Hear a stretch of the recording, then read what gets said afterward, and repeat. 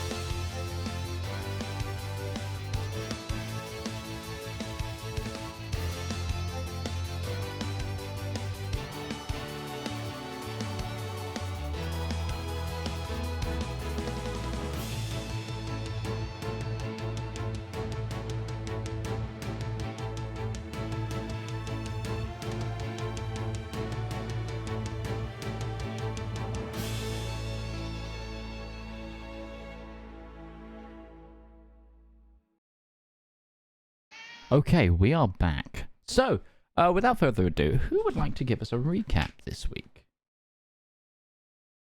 All right, well, we're going to I'll do it. Last week, the session began with us after what we believe to be true confrontation with Ruby's father, just moments after he had teleported away and left us concerned with what we were going to do next. We didn't have a long time to be concerned, as the house was burning down, and the party took it upon themselves to try and put the fire out from the mansion, which was going extremely poorly. We were having no real luck salvaging the mansion and preventing the fire from spreading. The group sought to expand and look in different areas. Even with the help of the knights trying to put the fire out, nothing was happening. Several members of the group moved to the library and started searching it for any useful information. A few things were found, namely contracts that the Ruby's father had made with a Grey Dwarf mining company or something to that effect, and also reports of buying blasting charges for something beneath the house that we have found. Meanwhile, both Valmir and Ruby searched off in different rooms of the house, trying to search private desks for any other notifications and such that would prove that he was up to no good, but something that we found some information, but nothing truly conclusive to the fact that he is in a plot to do anything untoward.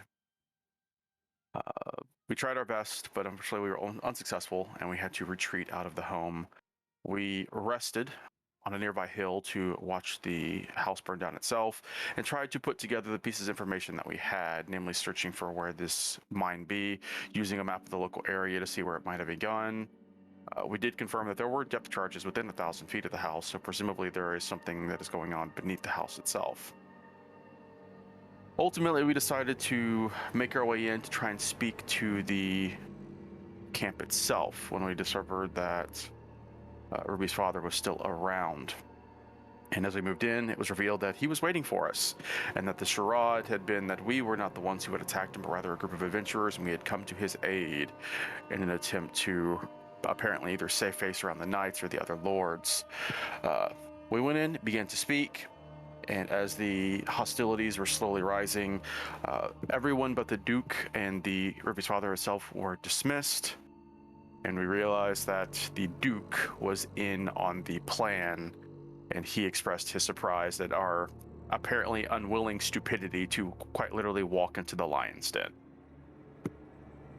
Yeah, I think that's an apt way to put that. So, you find yourselves in the war tent of the Duke of Arte. Ruby's father thanking him. And they raise an eyebrow of, we did not expect you to come.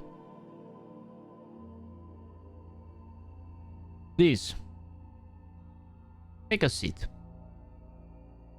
Let us explain to you in detail.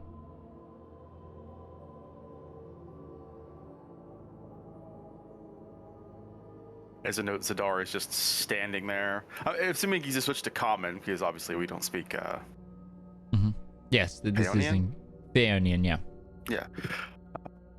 He's just gonna... Zedaar just makes a point of standing with his arms crossed in front of him. I'm thinking that Zep at this point was already sitting. He's going to stand up off from his chair. The only power move worse than not sitting when asked to sit. Oh, I'm asked to sit while I'm sitting? I'm gonna stand up. Yeah. Just kind of Ruby lean against Braun's head. not sitting. Okay.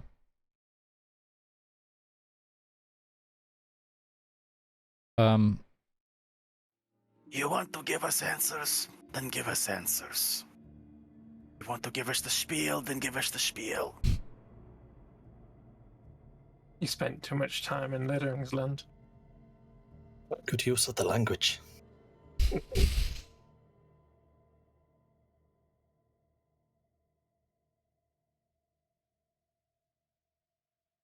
You have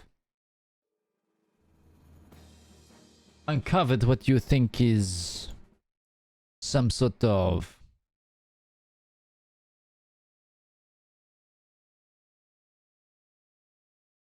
deep mystery.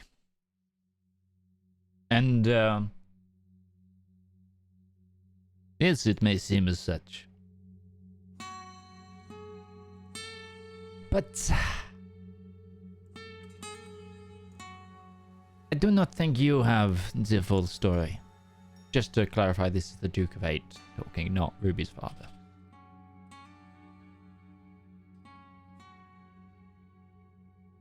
You think... Well, actually, I'm interested. What do you think you know about what is going on here? Gesturing towards the table.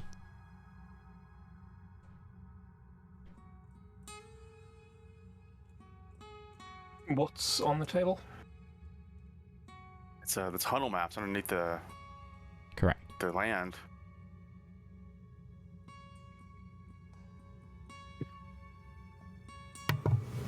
That is a map.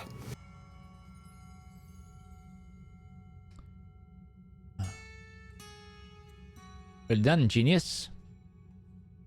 It is a map of the undercaverns of this region. The natural cliffs here make it relatively easy accessible. We are stationed here not out of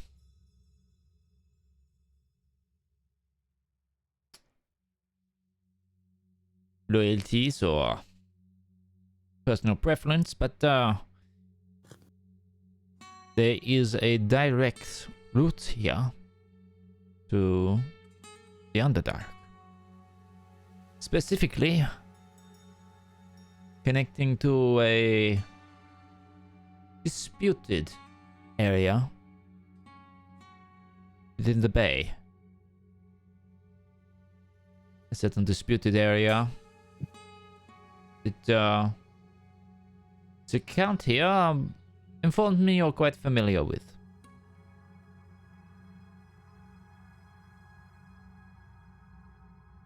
From there, the caverns continue to diverge and can be used very strategically.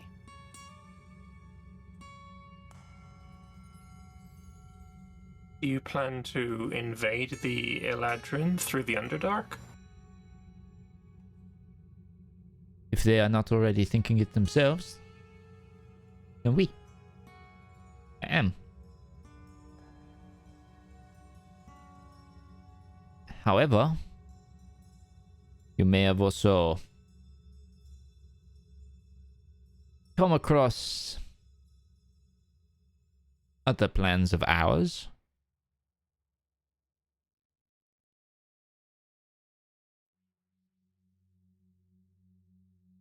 It is time to shake up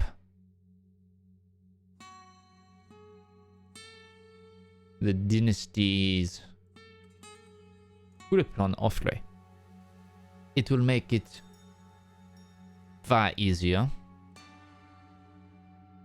And when this conflict with the elves is over, it'll make it far easier for a king of Othrey to be made High King. The other kingdoms look down on us slightly. More than slightly. Due to our indecisive and split, non-defined royal lineage. The fact that we, like the High Kingdom itself, elect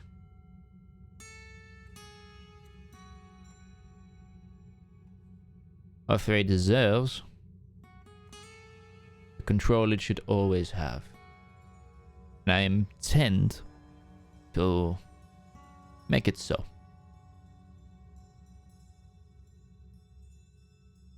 And do you feel it is justification to burn down the standard order just to create a new one? That was your wording, wasn't it? As he kind of turns from the Duke over to Ruby's father. The power to burn down the status quo.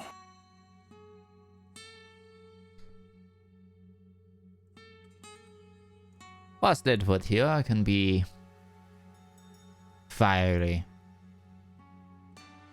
and zealous in his claims, it's far easier to build something again once the house is already on fire. Why not just knock it down rather than try to bring back something from a burnt husk? Because there are still people living in the home. Just because it is easy does not make it right.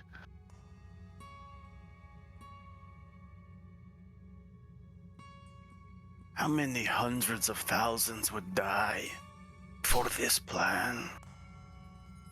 How many people would have to suffer just so you can make a point of saying you are as strong as your neighbors? Have you forgotten that your place is to govern the weak, not to empower the strong? You speak of some sort of purge, or the hundreds of thousands. But a well-placed dagger or a aptly timed incident can save just as many lives. In my experience, fire is not a well-placed instrument. How So many then- lives? Who said anything have to about be- fire? Outside of... You did, just a moment ago. No, you mistake me. Your words exactly. It is so much easier to build up something new on the flames.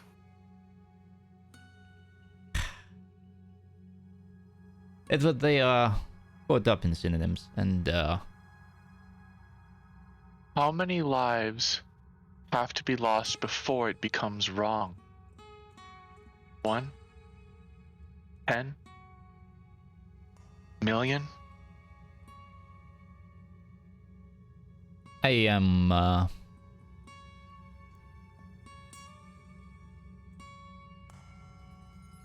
thinking you do not quite grip the situation that you have fallen yourselves into.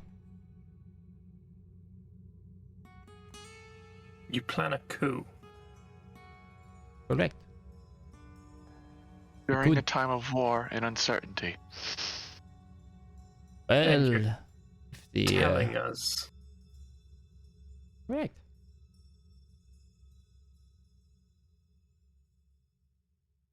Because the plan for this coup is already happening. And whilst this little incident you have caused is a bit of a bump in the road, I think that you may have just given us an upper hand in selling all of this.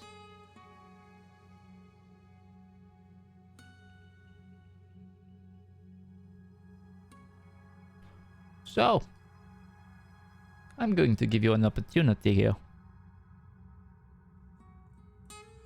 And unlike the Count, there will only be one opportunity given by me.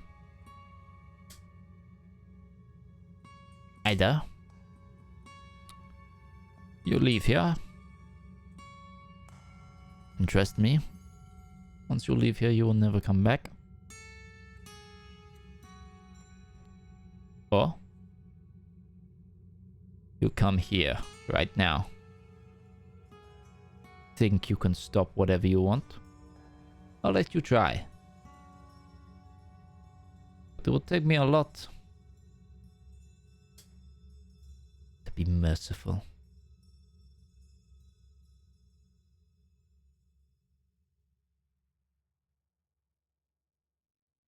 So?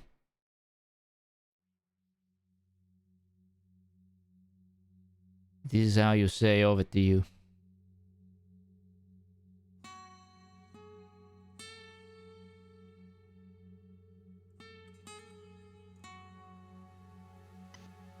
Zedaar just kind of looks around at the group and sees that nobody has a word to say there. We will walk out. Or start to walk out. Ruby's gonna walk out. I'll start to.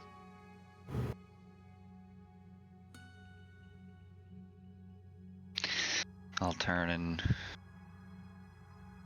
Actually, no, I'm just gonna walk backwards out of the tent. Keep my eyes on them. Following Ruby. Oh, and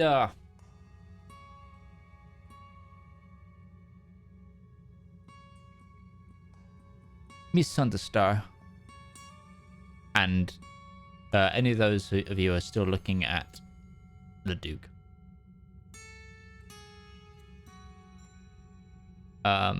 You see the Count kind of break his sort of trying to be tough guy's facade and also look back towards the Duke.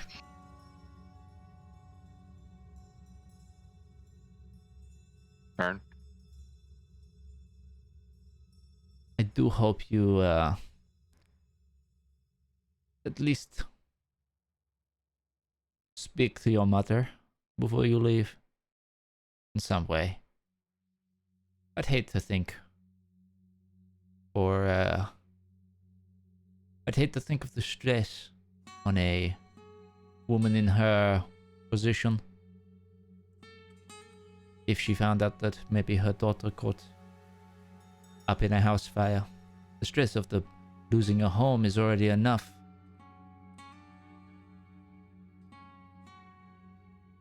Please, give her that kindness. He smirks, picks up a quill, and just ignores you all. That was the Duke that said that? Yeah. She'll look to her father. And he is shifty as hell right now. He is like,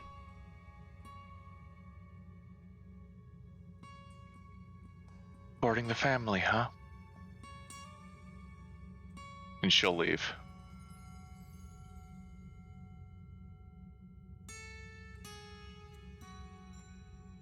okay. Do you all go? I think so. Yeah, I'll hold the tent flaps. Palma is going to linger a second. Yeah, Zedaar is watching him. Like he is spending just time staring into this guy. Like he's expecting eventually he's going to see right through him.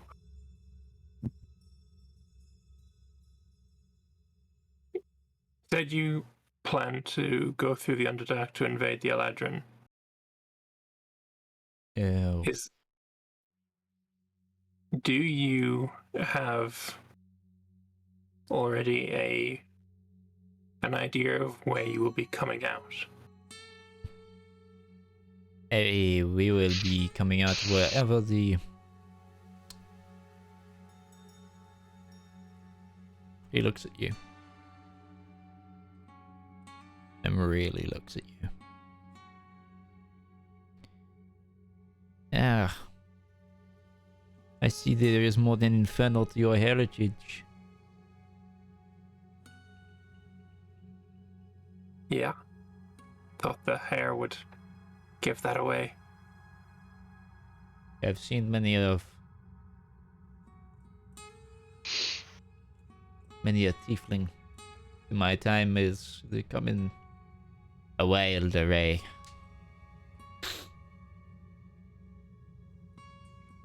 We plan to try and take the twin fortresses at Noxodanis. Be able to remove some of the pressure on our allies. Can't be a hero if we do not help. Just know that many of the passages to the Underdark in the Eladrin Empire are guarded well. You do well to remember that. And I'd turn around and leave. Okay.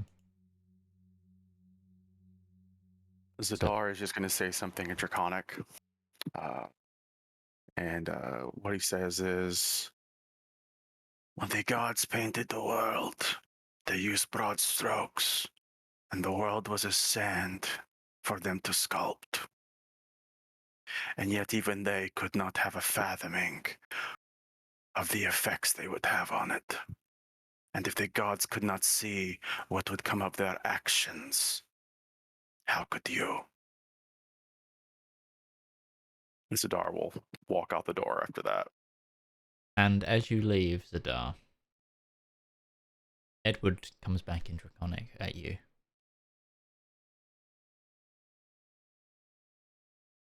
They call it a leap of faith for a reason.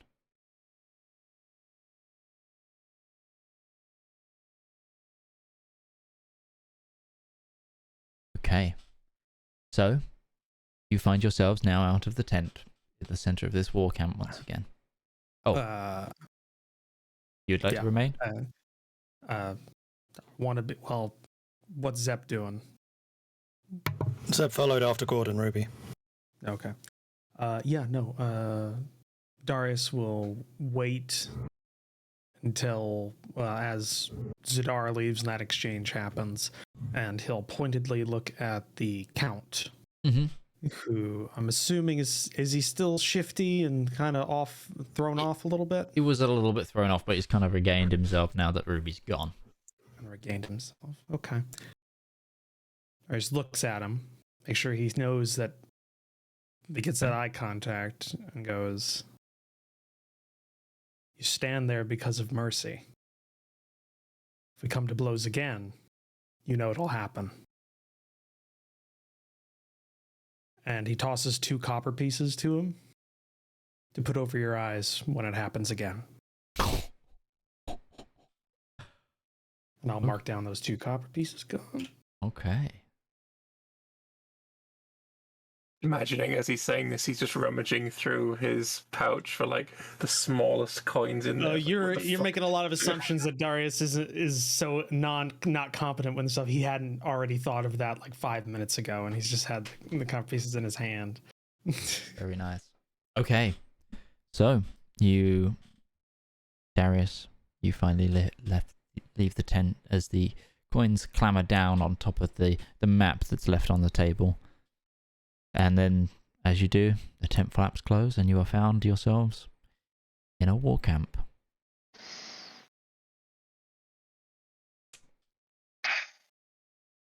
Oh, we're not dead. Hide. We need to ride now.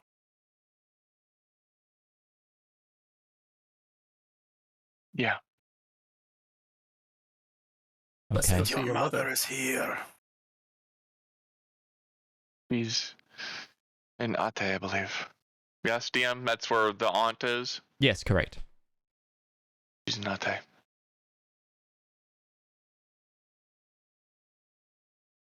How far is that from here? Very close. It's relatively close. We could get there in the airship in half a day, probably. Well, so we've got our next location. Let's go. I'm going to go lie down. Once we get back to the airship. Okay. You begin to move to rendezvous with your airship.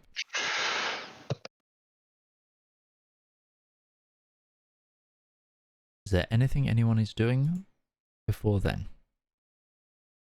Question, GM. I know we said before, but I've forgotten since it's been a bit.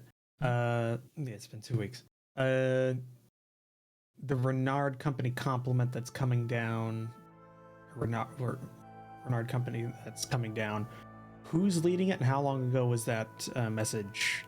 It was Dated. sent 2 weeks ago. And it was like a 300, 400 man complement led by... Was it Alexi? I think Your direct older brother, I think, what? it was the next oldest brother. Yeah. Actually, the only full blood brother. Mm-hmm.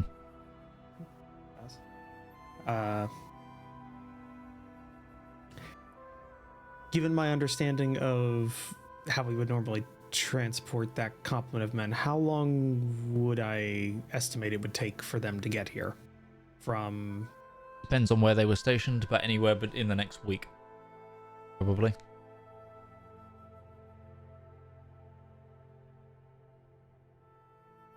Okay. Think on things.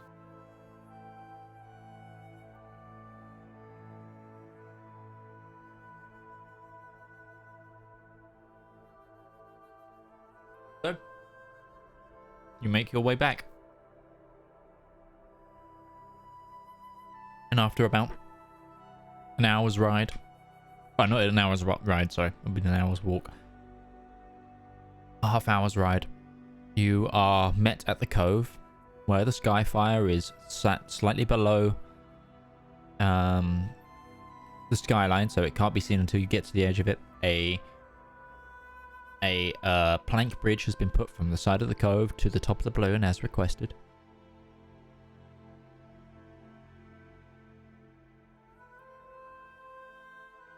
We go aboard.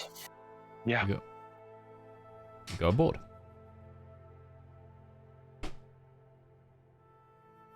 So, what would you like to do?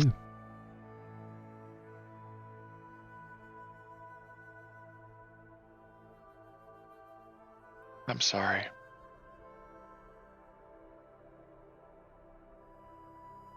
What for? Dragging you into my family's drama. That's fine. No, it's No need to not. apologize. It's not fine. You volunteered.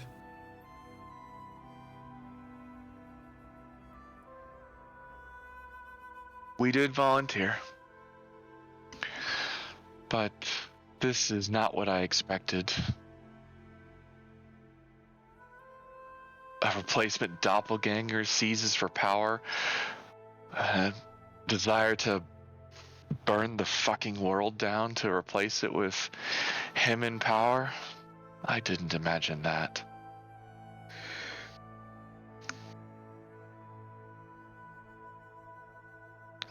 Your father was very nervous during that conversation. I do not think that the Duke knows all of his plans. The way he spoke, the meaning to his words, the methodology that he used, it seemed different than the Duke's plan. And he is a schemer, as you have said, suggesting partially his ability to plan ahead. I believe he might be using the Duke in this as much as he is using everything. Possible. Blasting charges. That is what I do not understand. There is already a connection. Why do they need the blasting charges? If you want to seal the connection. Countermining. If What would you said happen- there was a potential that they were doing it themselves, and the only way to stop something like that would be to blast above or below or Collapse the direction. caves. What would that do to the army that was standing above it? The Underdark is pretty deep. Probably nothing. It's blowing up the caves that connect into it. Then it wouldn't probably. It could strand the army on the other side. Yeah. There's also the element that when they do get to the other side, they are going to have to get out. And, well, I don't know if there are places to come up from the Underdark that are undefended, but I know that my own home was a fortress meant to keep the worst of the Underdark from coming to the surface. And I can't imagine we were the only such fortress. If they plan to bring an army through the Underdark to invade the Eladrin Empire, they are going to go through a fortress, and blessing charges could probably come in handy for something like that. Be a bitch to supply an army moving through the caves of the Underdark. Though I admit I know nothing about them. Ruby, Yeah. why was your father so unsettled by the Duke mentioning your mother's presence? far as I understand it, my mother does not know what's going on. Though I have a hard time believing that. But I would like to go to Ate to figure that out. Sounds almost like she is being kept as a hostage. My mother is not so ignorant. She can't not know what's going on. But she's not like my father. At least not that I remember. And I don't barely remember my father at this point. I don't recognize the man he's become. But there's something that bothered me when he was talking to me. It was described that the powers that I inherited were unique to lineage. And very clearly my father has displayed some of that potency. I cannot help but wonder if my mother does as well, and has hidden it from him.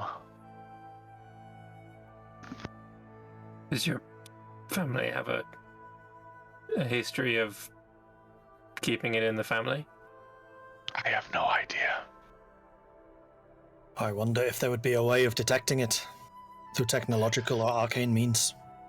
I think what Velamir is suggesting is, if it is connected to your father, then it seems unlikely it would be connected to your mother unless they are related. I don't know that for sure. It's not just... The match was chosen for that specific purpose. Also been...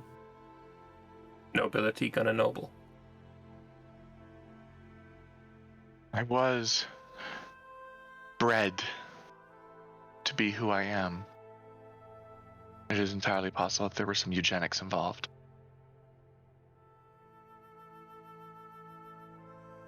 But I won't know until I talk to my mother. So Zep, would you please tell the captain to set a course for Ete? Yeah, of course. I'll go off and do that. Okay.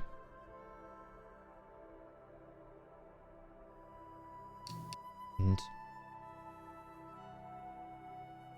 if there's no other conversation, Jaime Lannister likes this post.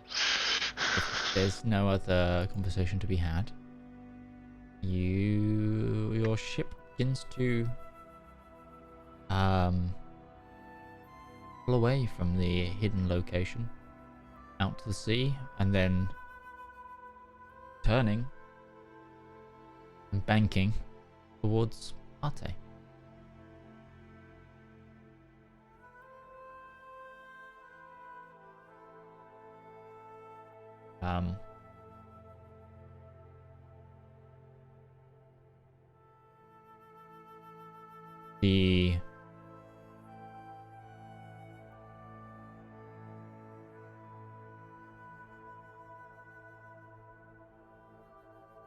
The How long are we going to be traveling?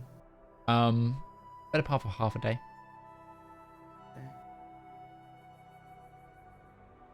Is it enough time to long rest? I've still Not for got a us. day. I think No, we just went to bed too. We just woke up too. This has been like Yeah. an hour after we woke up. Zedaar and Ruby, you're not going to have much today. I think a short Darius. Darius spends that whole time. He's gonna try and work out, based on his knowledge of his family's operations, where most likely Alexi's gonna be at tomorrow. Okay.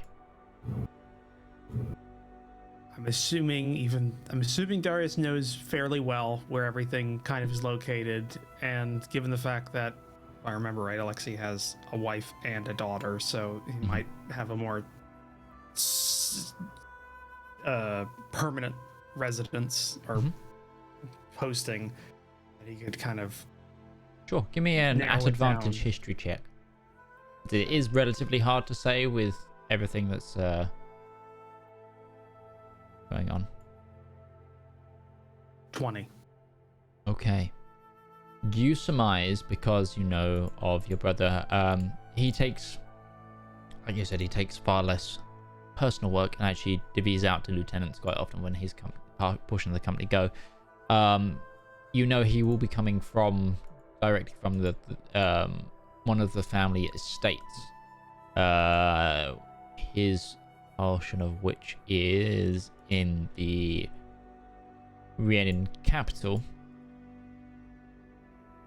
Or no, sorry, his portion of which is actually in... Sorry, let me get the map up.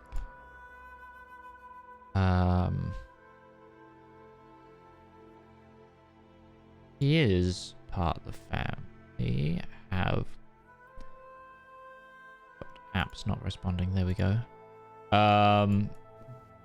He actually has an estate in Kochescum, which is across the water from sea on the other side of the Estamir. So he will actually have a little better of a journey down this way, especially if he goes, say, to Dusterville or Kochesin and goes by ship.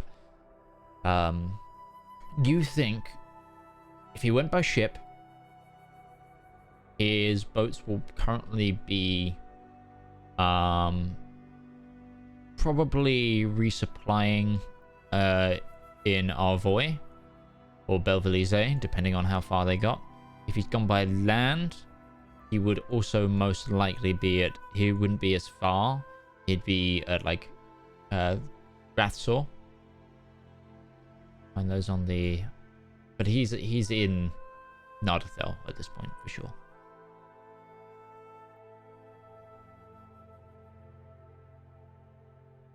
All right.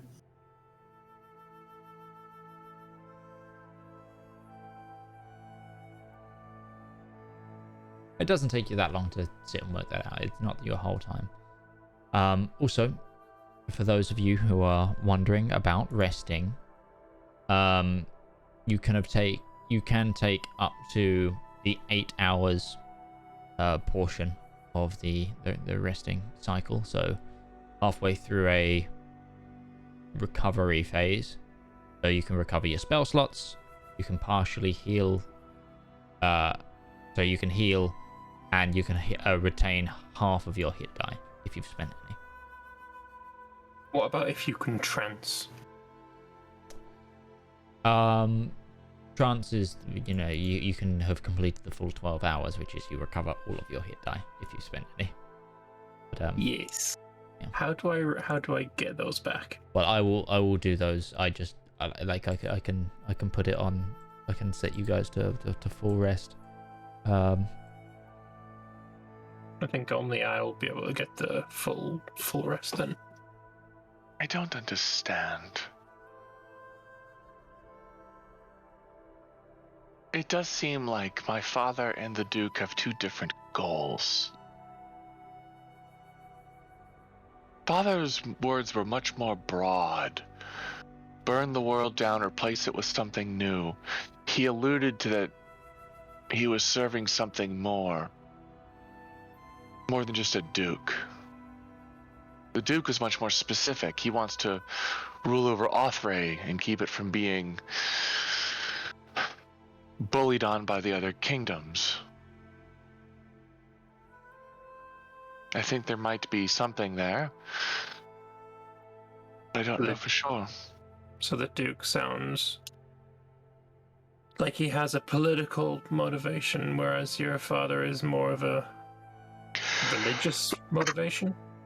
He and I share the same goal, though very different methods. In that regard, at least. He wants...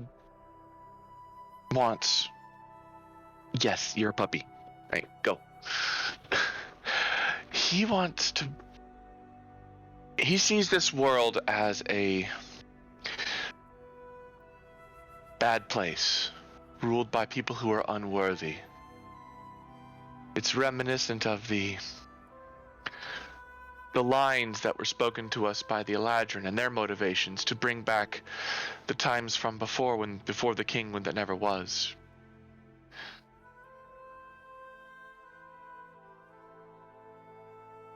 I don't think the Duke knows the true extent of that.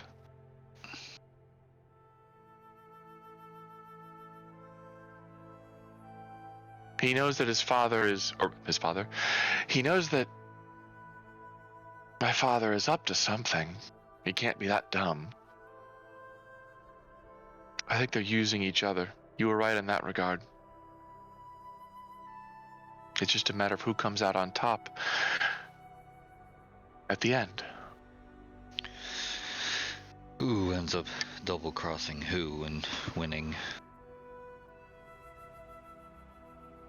I don't know enough about the Duke, but my father is no fool.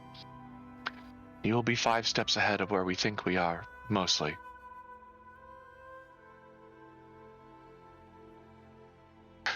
Zep, give me an intelligence check, quick.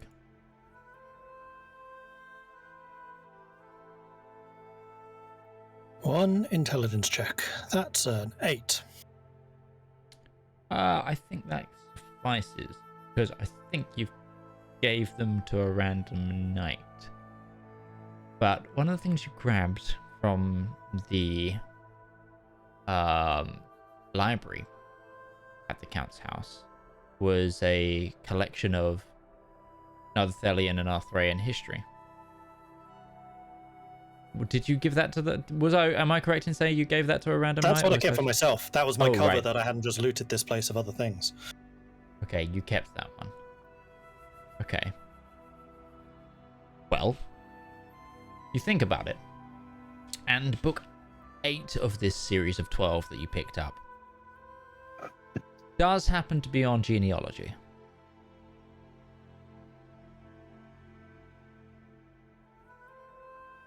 I will go and read it. You can start to, or you can talk about it. But just as a note as to one of the things you got, and the reason your intelligence check kind of, even though it's quite low, still pings that is you got some very, very high rolls in what you grabbed from the house, you maniacs, with what I think it was something like 4 natural 20s when searching for evidence and loot and stuff. I know that the history anthologies weren't as high a check, but yeah. Okay. If you as an art, I need to check this. As an artificer, do you have any bonuses to reading? So the artifice thing specifically is intelligence history to alchemy. Let me just get it. Magic items, alchemy, and technology. Okay, so you don't get any like extra speed in reading this. No, and I'm Order not of trained in scribes. regular history. Okay. Something I should probably rectify, but no, I don't have history. Oh, you're not trained in history either. Okay. But It's really smart. he's just really smart. Well, here's the thing. Zep didn't actually like studying, so when it comes to the study stuff, he's not that good. He was very practical. He's one of those guys that's just like super smart, never studies. That's what Zep is. So actually, the more you point this out, the more it seems like the one thing that Zep actually hates doing is reading. Yeah. Yes. This is Yeah. why he I'm never does it. proficient in history. I mean, I'll bring it up with the party. The group is proficient in history. Yeah, so is Ruby. Just Well, not the person who's intelligent. Here's the thing that Zep was actually thinking about and kind of ruminating as you were discussing things. Ruby, do you want to know if your mother has this shared bloodline as you? I do. But I also want to make sure she's safe, or if she's in on it, or what. I'm thinking that maybe if I tweak my detect magic device, if I can detect certain bloodlines, maybe. What I'm thinking, Midge, is if I use a second level instead of first level, can I, like, hone it? We can certainly try that with an artificer check. Yeah. Cool. That's That's the question for detect magic. Does detect magic show a sorcerer since their power is inherently biological? I would say it kind of does if their blood has been spilt, I guess. So, okay, I now need you to try and check to make a DNA test. Theoretically, if there is magic in their blood, then this it is you're just possible. amplifying you're amplifying the detection of it. Okay. And I do have something to, well, if Ruby is willing, I can use her as a test basis. trying to detect her blood. Give me some. Give me an artifice check. Give me an artifice check. Yeah. And do I have a flash of genius? It's a natural 18. Plus You're good. 11. That's a 29. Yeah, I'm good. Okay, so you surmise with this that you think that to get an accurate comparison, obviously you will need multiple samples from multiple people who either share this gene. You're not going to be able to just like hone in on just a gene from, say, just Ruby's blood, but you can definitely tweak your device to compare if the genes are similar or the same type, much as you can detect a form of magic, like if it's necromancy thing. You can essentially, if you can test if the blood is from the same school. Ruby has blood from her father on her sword. I think we all do. Sure. If you want to test for the father, then yes. Throw out Braun's fingernails. Probably has some blood on it after he was holding on to him so securely. But yeah, you think you I can... will use whatever resources I have. And I will also say, as kind of an offshoot, there is also a book on genealogy. It's over there somewhere. Ruby will go and read it, or at least start perusing it. Well, at normal human speed. Okay. If I can get Zep out of Ruby's earshot, I'm going to whisper to him to see if he can make his device also potentially check if her mother is another doppelganger.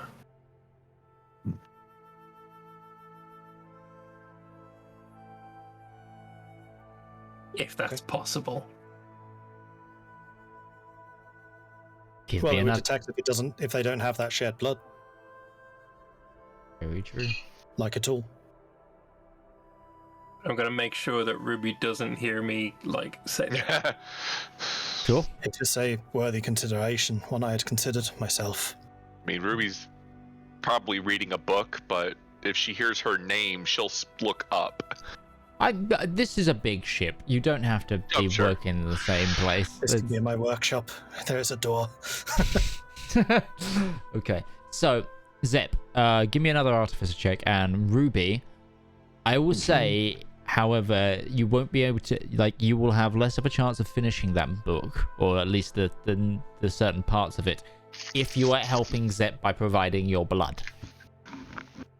Her arm out, let him carve off a piece. Just go back to reading. Probably just. No, she'll donate blood if he requires. I don't know what else he needs from her. Just because there are other members of the party that can also do the history. It's just one of those things. Sure. Yeah, it's like safely draining blood is not something that Zep is. It will take some time, especially if he's got to get the machine right and calibrated.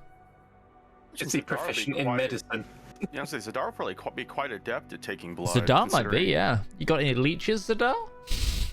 No, but I do have several healer's kit and medicine kits. Oh, okay, then yes, you can probably draw blood quite easily. I would. They probably got rope in Zedaar. I know that he is the medical expert. As much as I know about machines, I know less about anatomy. I will say that if anybody ever takes Ruby's temperature or measures the temperature of her blood, it's a few degrees warmer than most. Very true. I am a gnome. I do not know what normal temperature is. I imagine it's pretty different for each race. Probably.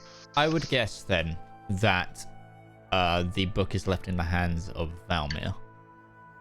As he had said, he's quite proficient in history. Is Darius also proficient in history? He can also help if he wanted to. Do you want to help? Darius has an interest in genealogy, considering his own family. It would probably be Darius, because Darius has been raised and trained and stuff like this. This is kind of his wheelhouse, right? Sorry, I've lost the plot. What were we talking about? Basically, we're trying to trace. Is Ruby the product of a massive amount of Crusader Kings 3-style incest?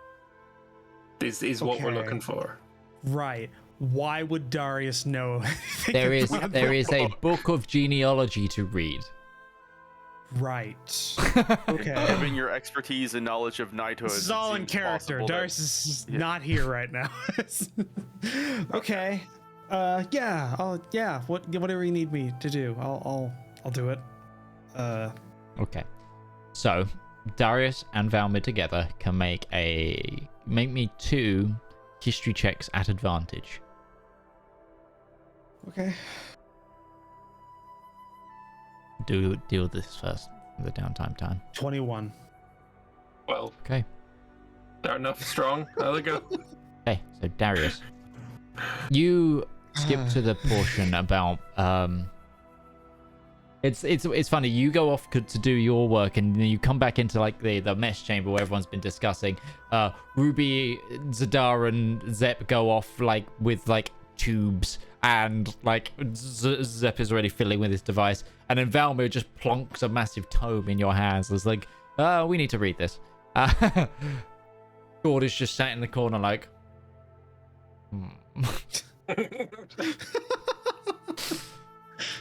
See, I imagine that with those roles, Darius is like, okay, we don't need to read the intro, we can skip to these pages. Yeah. And Valmir is like, Darius, you find the lineage of this specific region of Othray, and you finally find the Count, who his tree is in like an addendum section, because obviously he's relatively new as Count. They had to splice him in because he took it via forceful means. He's in terms of, well, not overly forceful, but yeah. And then you find the Count's wife, who is another regional noble. Go to her section, and you trace her family line back, and you have the names start. Is what the first thing you pick up, that the names don't sound Othrayan for many generations back. It's after a few generations they start to get more. Less romantic, more Germanic, to use standard terms. Far off mystical land of Germany. Slavic. Until you get the last name Spielman. Spielman. Sorry. Zedaar was right. It just sounds like somebody that runs a law firm. Whilst that innately, there's something that you can't quite place what that reminds you of, but that you feel like you've heard that name recently.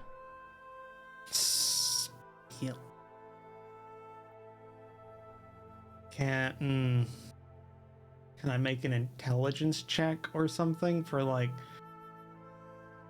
is it a recent contract that the company's had or that the family's worked for, or is it something I would have You can try, ran into? but I'm going with the limitations of what you got on the checks. Okay. As for crossover, you do see some lines where both the father and the mother's line connect. And then this Spielman line would be slightly behind that on one side and another line. So there's, with oil noble families, there are lots of crisscrosses, but there's nothing that seems like defined purest lineage. But there is a couple of times though where it does connect. Right, so it's still a tree, but like a palm tree. Like it comes, like it's a little bit more together. It's more like, to use the phrase again, more like a strand of DNA. I don't know. Darius doesn't know what that is. Darius doesn't, but Roach does. Or does he? Oh, so it's like there are two distinct lines, and then every now and then some crisscrossing. Right. Okay. Figures of 8, kind of. Right. It's a little disconcerting. That's one thing that my family hasn't done. That's that. That's very true. Yeah. In fact, it's the opposite. It's spreading very thin. Okay. But Spielman comes up quite a lot. Spielman. Like, as in, sorry, it twigs you, and then there's a line of Spielman. Find out this is like the Schickelgruber of my family lineage or something. And then everything else is very still very. It just stands out because it's very not Nardathelian. What does the Spielman turn into? Is it like a Nardathelian version of the name Spielman? Good As question. in they've tried to Frankify the name. Oh god, what letters get dropped? If it's an equivalent to French, it's most of them. Be what, Spellman or something? Yeah, it'd be Spellman. It's the same with the accent. Spellman? You drop the I. A magical, a magical Spellman, lineage it'd be named Spellman.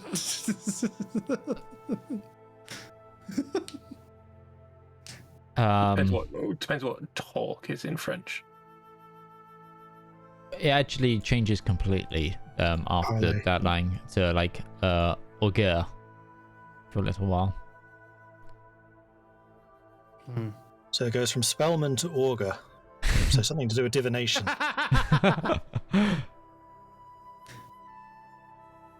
That's amazing. Yeah, I wonder if it has anything to do with prophecy.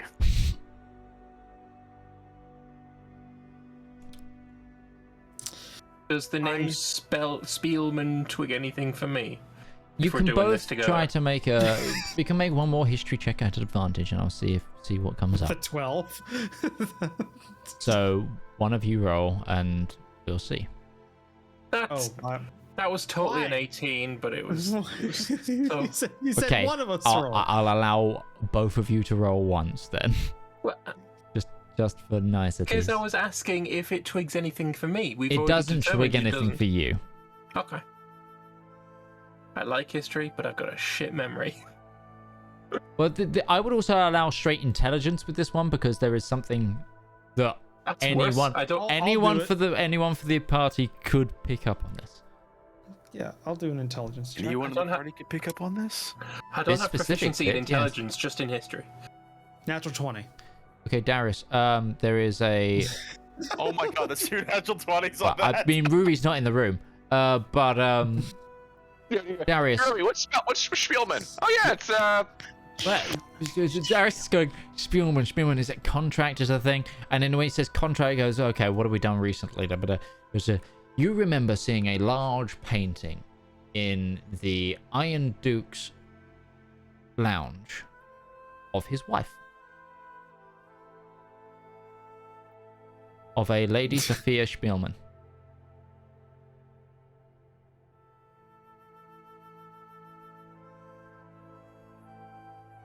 You're related to Joanna. Yeah, that's the first thing I thought. I mean, it's a very distant relation. It's effectively non-existent. like great or niece 43 times removed or something. At that point, you have the same. You share the same amount of DNA as you share with like a chimpanzee. Like there's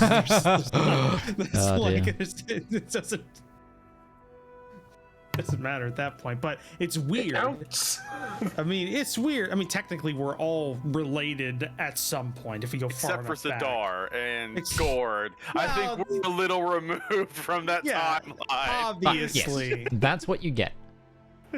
That's- Speaking of Gourd, what are you doing in this time? Just looking at a book, being like, I'm helping. Gourd Yes. can't read, so. Um,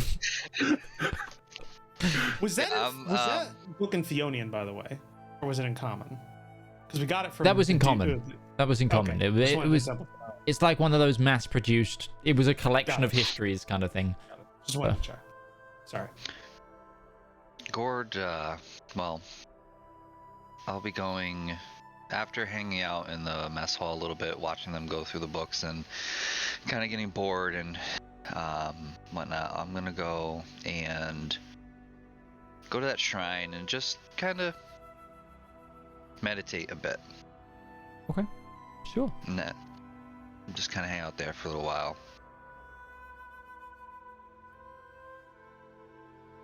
Zedaar, give me a medicine check quickly, just because drawing blood. Sure. And it's mainly to the better you do here, the lower the DC is for. Okay, cool, fantastic. Zed, Give me an artifice check to try and implement your plans.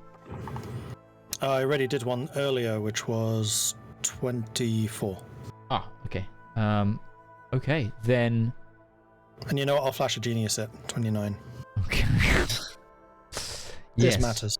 You managed to jury-rig your detector to have an intake section for vials to check liquidized substance, and when you do, the blood of Ruby that is so nicely drawn by Zedaar glows like a bright orange, and then almost like the liquid has a fire within it, like a little flicker of a flame like ripples through the blood when you're detecting it.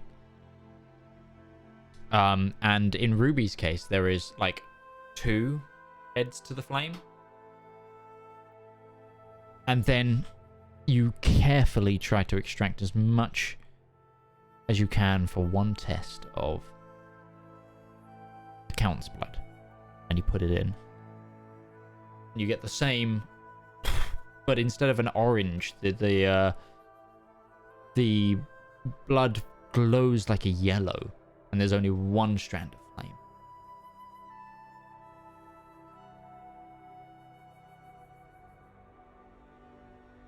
It's only one part of the lineage. There's definitely a connection here. I mean, Ruby has 2 connections. That explains why he said he needed to forge a key, and why he needed me to do it.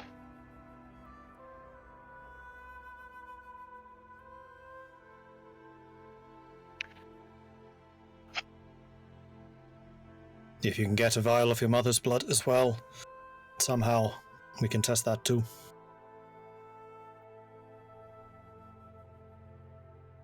This be a question that we should ask the Iron Oak. Presumably he would know quite a bit about his wife's genealogy. I know we are not right now supposed to be making so many speaking terms with him, but I cannot imagine. I have the correspondence. I have the sending stone. We can ask. You guys are jumping ahead. Yeah, you've just connected the Iron Duke. You're confusing the Iron Duke and Ruby's mother, I believe. Right, sorry. Yeah, well, I guess they wouldn't have come to talk to us about the Spielman connection yet. Apologies. Yeah, but yeah. It is about this time where you can talk about this, but yes. Sorry, yeah, that mainly because that made my head hurt for a moment. I was like, wait, what? Sorry. But, oh yes. You may all regather and discuss what you found.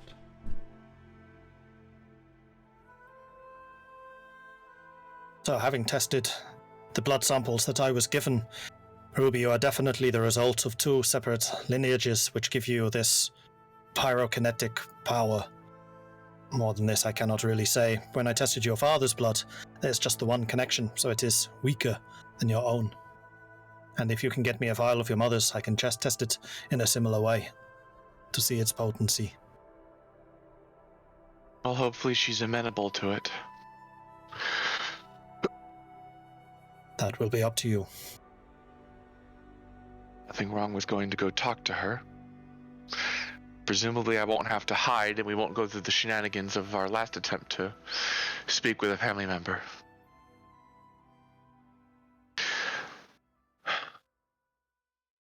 I can't help but wonder what they needed me for, though. A key? A key to what? There are 2 separate connections in your blood. It might be that they are trying to create whatever was the origin point of this power. I don't know. And if you believe your connection to Caloris is some of the significance here, it may be that they are trying to use that to bridge as much of a connection to this being if it was originally responsible for this power being in your bloodline.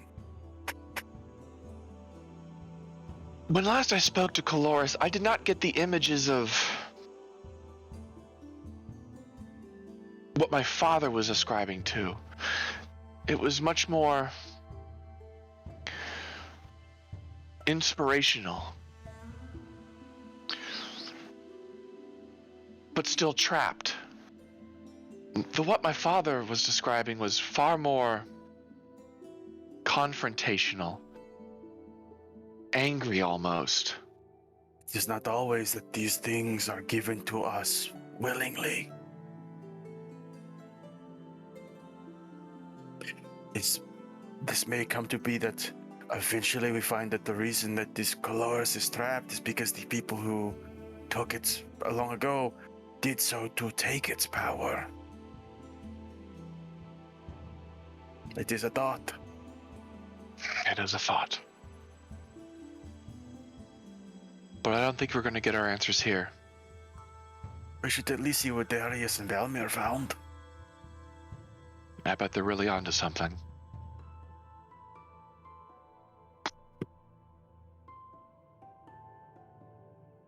So we'll take the moment to regroup now. So, Darius, Valmir, what have you found? Zedaar and the others will explain to them what we found and spread that information around. Oh, I found that you are in some ways related to Joanna. yeah. That's a reach, considering how she was created. She's still a product of her father, who you are related to.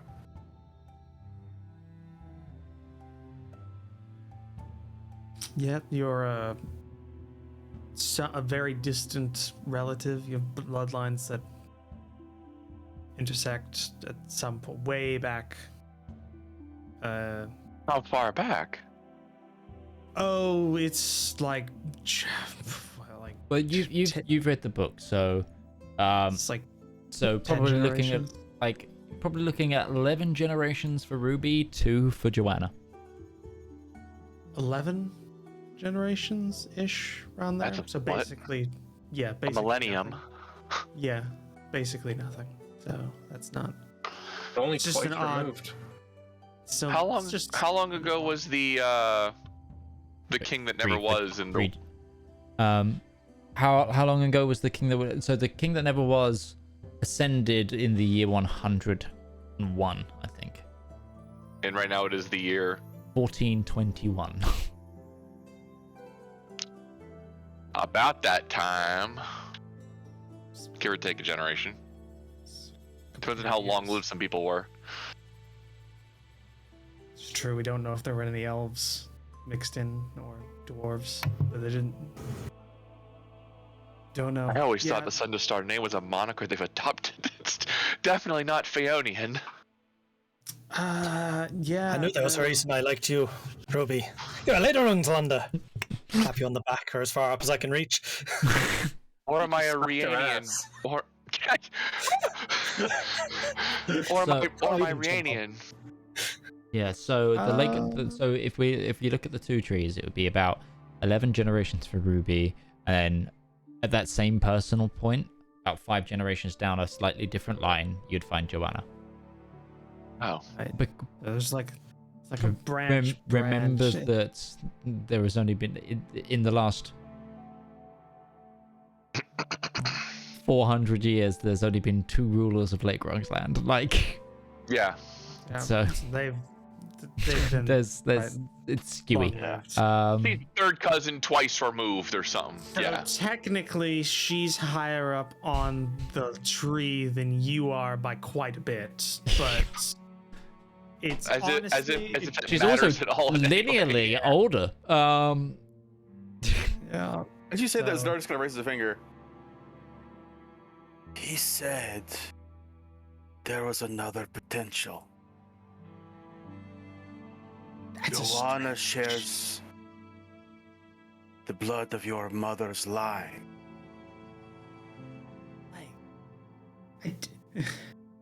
Right now, Nardathal and Lagrangeland are connected.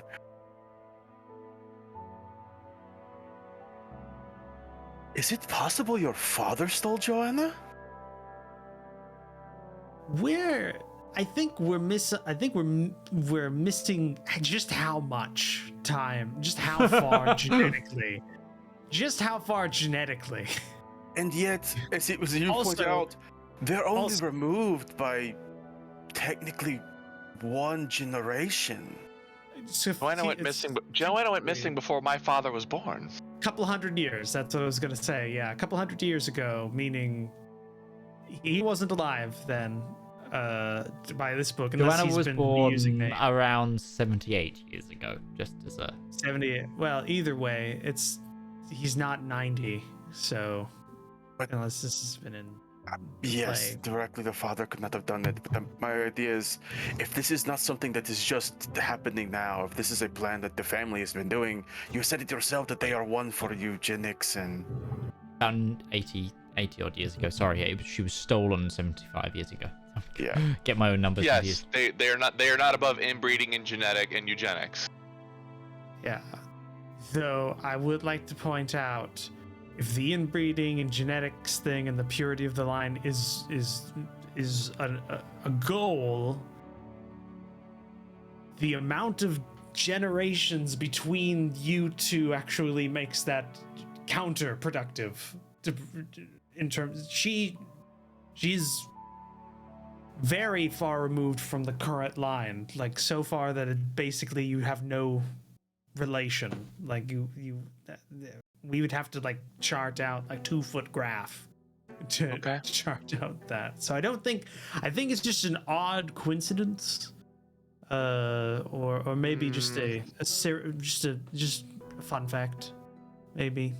Probably end up being related to Ruby yourself, Darius. I doubt it. I beg it.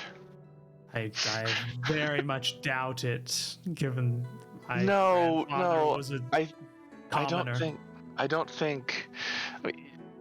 Coincidence, arguable, but there is power in blood, and depending on what you're breeding, you could have different results depending from what genealogy you're ascribing to. Oh, I'm uncomfortable. For instance, reading in relation to grapes. people. Is coming from a family of grapes. You get different flavors depending on what you breed together. In the abstract, yes, that is correct. I would correct you, but I'm not going to. The environment Either way. plays a major role in the taste. Yes. As it does on the psychology of a person. Anyway, Ruby's father was convinced that there was someone They're just else. grapes. And if we are going to attach part of that to this Spielman line, is there anywhere else, any other lines that we could look into for them that may have produced similar results? What else do they connect to in significance? We have the book here. Is it not worth looking into? I don't think I have any direct relatives, but I don't know for sure if my mother or her mother had any children.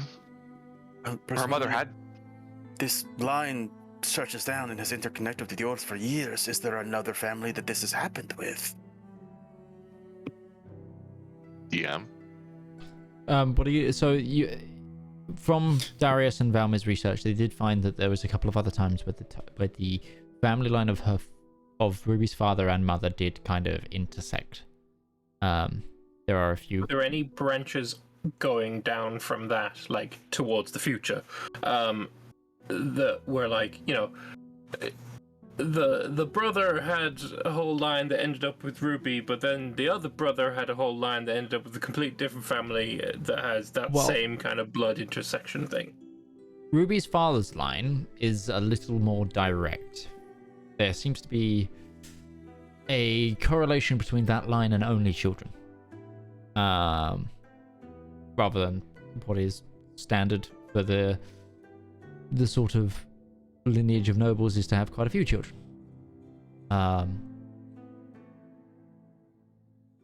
So it's far easier to spot those moments where there is an intersection on Ruby's father's side.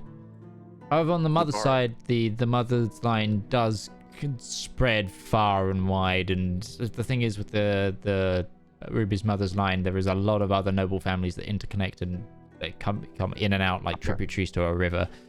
There's even connections to Ruby's mother's family and the like the current Dukes of 8. There are also, you know, There is also various like Standard noble bullshit. yeah, it's like putting It's like, the Habsburgs. Everybody's related. not Ruby, your quite family like gets that. around. More like if you've ever seen like the lineage of England, like how many different houses have been kings of England mainly through blood rather than conquest, Yeah. and it's still changed name, that kind of thing. Of which many of them were Habsburgs too. Just Twice removed. After a point, I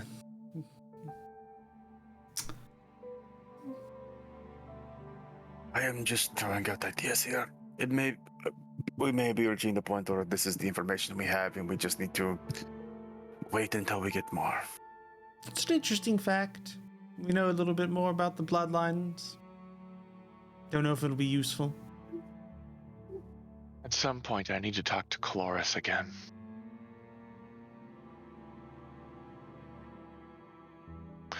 But first, Zedaar, Zep, how far out are we from Ate? How far out are we from Ate? At this point, you've probably got an hour and a half ish before you reach a spot to land for the city. Probably about an hour and a half or so. Who wants lunch? Always. Sure, why not? Yeah, it is now getting towards just after lunch. You've been going since before dawn. everybody gets a hearty helping of creamy tomato broth and a bruschetta biscuits. Tomato broth? Yes. It's So combination of chicken stock and tomato soup. Okay. You make it in, yeah. I was gonna say it's not even full tomato soup. What do you? No, it's a combo to make it. It's not quite as Okay. creamy. It's more soupy. Yeah. Got it. Well, when you take concentrated tomato and you put it in water. Broth. And you strain off the tomato, and then you Yeah. have tomato broth. It's water with a hint of tomato.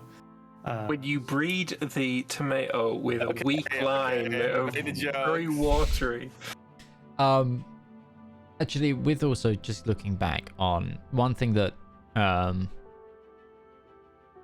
the last time that the line where Ruby's mother and father's lines directly intersect was about 5 generations ago. Anything significant looking there, or is it just The male of the family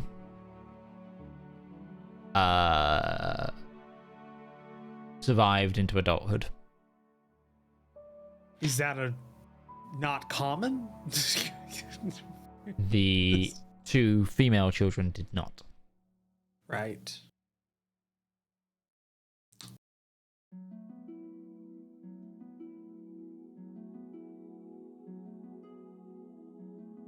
This is where I need to ask a world building question. So, I do. yes, buddy. I need to ask That was a world perfectly building timed. question. Yes. I need to ask a world building question about your world. Probably something you haven't thought of. Is what's the infant mortality rate look like in the quasi medieval fantasy world that we currently live in? It's tied to basically okay, this is gonna go a little bit quasi medieval. It's all dependent on family wealth and access to diamonds, to put it bluntly. And revivify on the baby?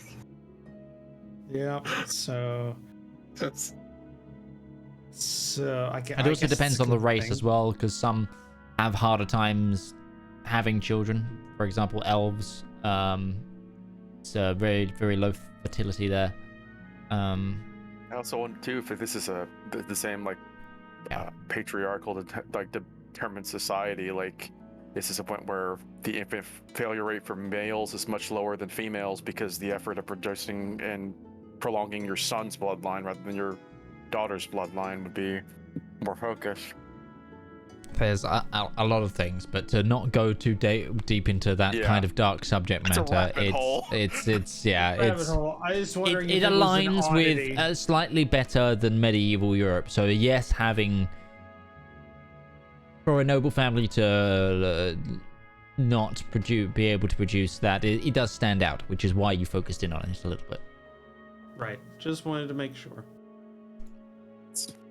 One other thing it may be worth us looking into is you mentioned the Duke's line is very short. He came into power recently. It might behoove us to find out where he came from originally. If You mean? perhaps he was a noble line in the past that lost favor or purpose and came back into power through this. Is it the Count? Yes, the Count, not the Duke. Sorry. A lot Ruby's of dukes, a lot of counts, it's all fine. The book kind of states that they are of noble blood, but very lesser noble. A couple of barons. Yeah, like Marcher Lord's Knights, like they haven't really ever held power before directly with this name, the Sunderstar name. Presumably, they came from somewhere, so there may be something to the past with them as well. I'm merely throwing things out at the wall to see what we think might stick. No, I think we've kind of reached the end of this line. But pun not intended. When it comes to the... Presumably, we've been talking so long, we must be close to a Tay by now, so...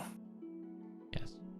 You do begin to close on the city. Where are you planning to land? Time is it? About 2 p.m. We could land and then have the ship take off again and then wait for us in the air. Sounds good. Probably better than what we did last time, since we don't know what our welcome's going to be. Precisely. I am always in contact with Marcus. I have a sending stone with him as well. Yes. Okay. So you are dropped off by the skyship. It then begins to take a flight pattern around the city. Not weirdly, almostly like it's about to strike, but that, just kind of, it's gonna linger. In what way could a skyship not linger around the city and be ominous? By being further away than directly just overhead of French medieval peasants. It's not a case of like the Star Destroyer over Rogue that city in Rogue One. Yeah. You're just sitting there. But you are dropped off at Arte. It's a very high-walled city. There's the walls are mainly circular with circular like round towers with very pointed roofing and parapets. It is a tall wall, and yeah, it is. I'm gonna get you a map of the town as soon as I can. But what would you like to do? Does Ruby know where her aunt's home is? Her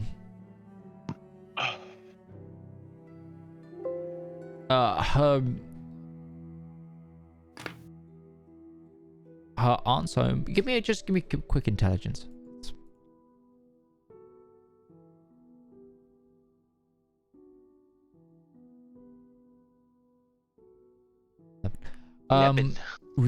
She knows that it's on her Rue de... I think it's Orbe? Rue de Orbe, which would be the Dawn Road. Is within the city. How big is this city, by the way? Pretty large. I'm trying to get you an accurate map as soon as I possibly can. Ruby is going to spend some time getting herself a little more presentable. Sure. Washing herself off all the soot, the grime of battle, putting her hair up, dressing a little bit more than her normal vest and pants. She's actually going to put on her robes.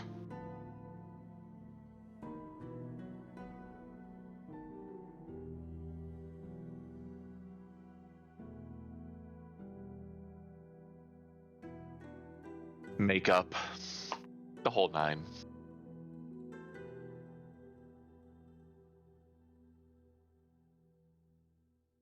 So I don't know what we're walking into. If my father has shown that he is anything, it is a liar. But I do not think he was lying about my mother being uninvolved in what's going on. That does not mean she is ignorant of it, however.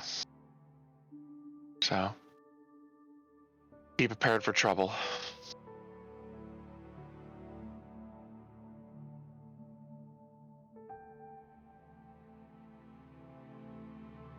And I think I know where we're going.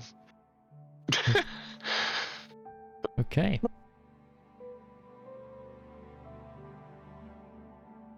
Okay, let me just get you this.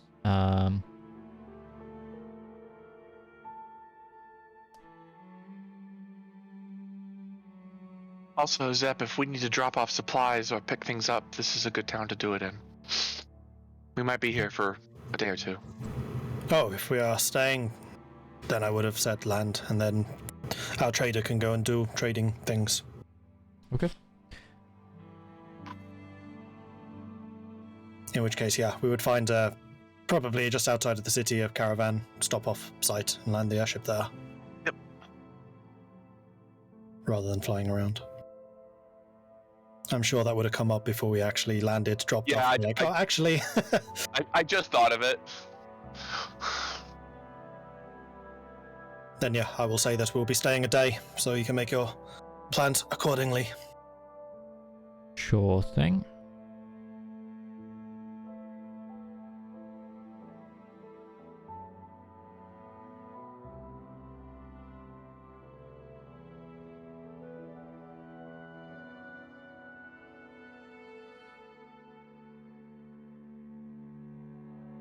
Okay, I'm just exporting this map to you guys.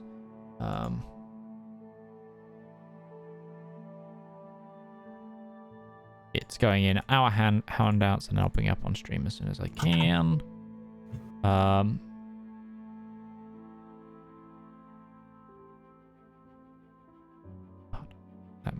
That's awful. Doesn't export. Sometimes I use a certain map generator. I love it, but sometimes its exports it tries to condense them all into like one shape, when really that is too small for what has been generated. Okay, it's going into Discord handouts now. Sorry, slight technical stuff.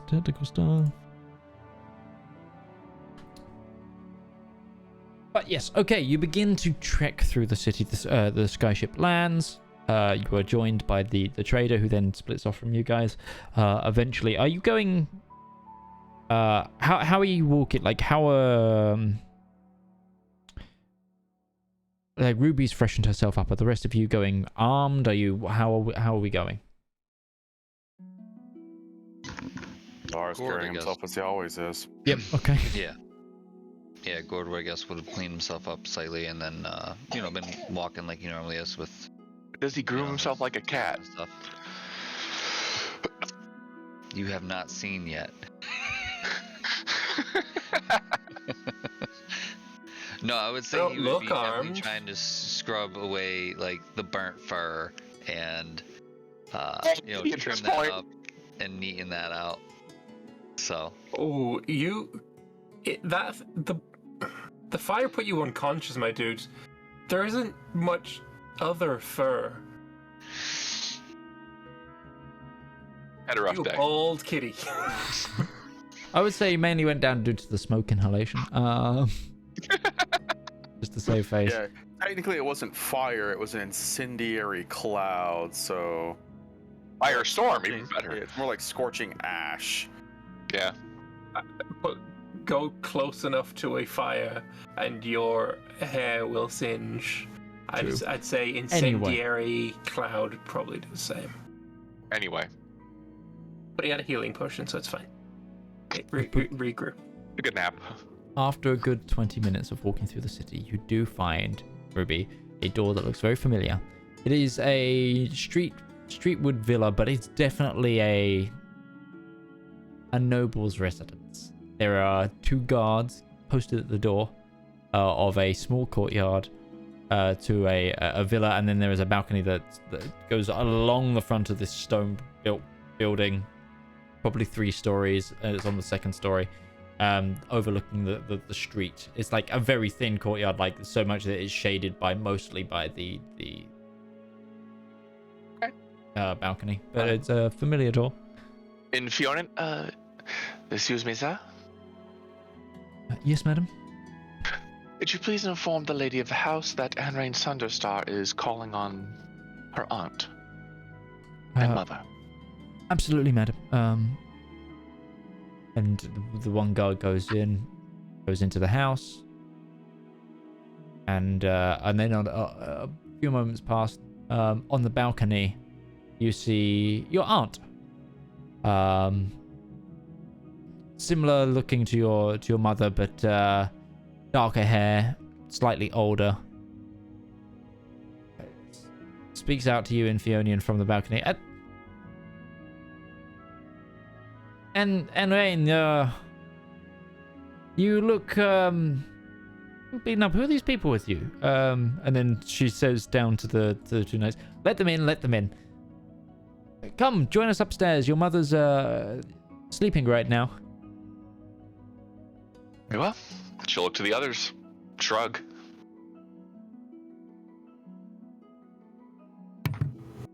Let's go in. Walks in. Okay. And you go into the house. It's a noble's manor. Clearly not like landed nobility, but these people are pretty well off. There's various rooms. You're greeted by a large staircase, and there is, as you get halfway up the stairs, Ruby, your aunt, also meets you like halfway down the stairs. It says, it's lovely to see you, my girl, but we didn't expect you at all. And it like goes in for like the courteous hug. Ruby will return the courteous hug. What is her aunt's name, by the way? Her aunt's name is Arabella. Arabella, last name not Sunderstar, presumably. No.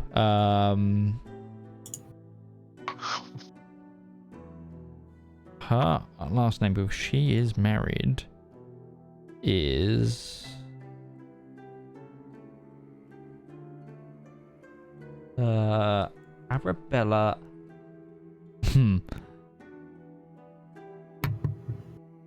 What's the random number? What's the random name generator giving you, Midge? Go on.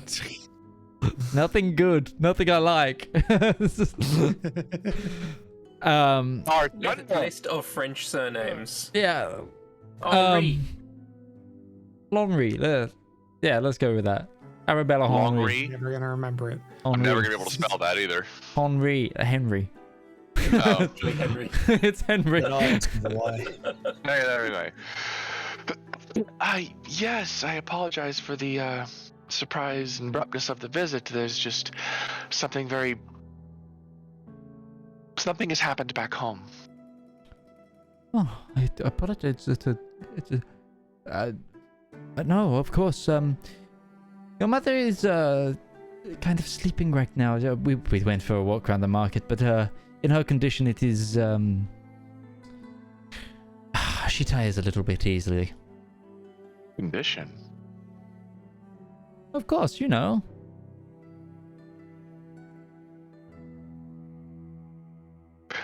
There is no recognition in her face. And it's just like, condition? For our sake, what is Ruby's mother's condition? Pregnant. It's fairly obvious. She's like gesturing to the lower. Zedaar just looks confused. Yes, Yeah. sorry. Zedaar continues to look somewhat confused. She's laying eggs, Zedaar. Make a lot of assumptions about his knowledge of biology for us. He's a healer. He's a healer. Auntie Annabelle, I so apologize. These are compatriots of mine from the Skyfire Adventuring Company. May I present Zep Skyspan, Zedaar Wystongjir, Valmir, Gourd, and Darius Reynard. Reynard, I know that name. You, Yes. Of the Reynard Mercenary Company, yes. you by any chance a relation of certain Demetrius?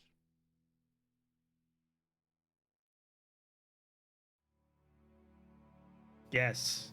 Yes, Dimitri. Actually, make sure there's not another one. 'Cause there's a couple of repeats in this family tree. I made a family tree so I can keep track of everything. Yeah. Yes. Hold on. Yes. It's nephew, I believe. Demetrius. He's son of my brother Martin. Older brother. How do you know him? Actually, is a good question. Perhaps we could have this discussion over dinner when Mother is awake. Oh, of course, but I'm sure a knight of your stature knows a lady never tells. It's my nephew. I didn't need to know that. Anyway, of course, you must be hungry from the road. I'll have something prepared, and you can go and see your mother. She's asleep, but if not, I will send for her when she wakes. Yeah, I'd like to go talk see her. Oh, but of course. Would you all mind being within earshot, but Ruby, only if I'm yelling? If you are worried about your mother's condition, then maybe a blood test would be in order, to make sure that all is well with the mother and the baby. I am little confused. Is this young man a doctor? I am not, but my compatriot here is. Together, we have some medical knowledge. I apologize for the prior confusion. That is merely a cultural thing that I did not understand. Oh, well, it is okay. Of course you can, if you're thinking. I think she's just overexhausted from the relatively warm weather we are having in the walk around the market. But yes, of course, if you are worried, Ruby, I do not. Yes. Right, Anrayne. She wouldn't call you Ruby. She could if she wanted to. She could if she wanted to, but she doesn't. It is her preferred name. But anyway. So, of course, I'll lead you to it. I'll have Chef begin preparing a late lunch. That is fine. Thank you. But my home is yours. If you require rooms, I will also sort them. Thank you very much for your hospitality, Madame Henri. She nods and she goes downstairs and leaves you all to. Well, so far so good. My surname is Kensek. I did notice that. Oh, I know that. I thought that Valmir specifically asked Ruby not to say his last name out to anybody. That's why she doesn't do it. Yes, I remember this. I think your aunt just admitted in a roundabout way of having an affair with my nephew, as he's in his early 20s, so there wouldn't have been time for that to happen before the marriage. So, Darius, after reading the genealogy of book of my family, are you in the least bit surprised? I'm more surprised about Demetrius. I didn't think he would be raised like that, but you never know. I've gotten flashbanged by words. Did one of your flashbangs just go off because you said the word? No, I have it held in my hand.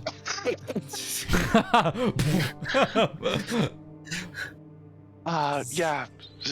Let's go. Can I just have Zedaar and Zep then?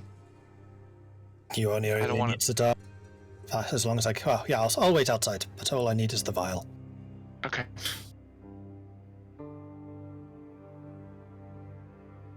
But you enter the chamber and you see your mother on a large four-poster bed, slightly veiled by thin silk curtains and such. And then there seems to be an attendant fanning her.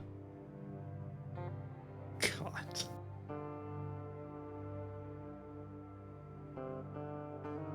Would you mind? And she looks at the attendant. He just nods and puts the fan down and leaves.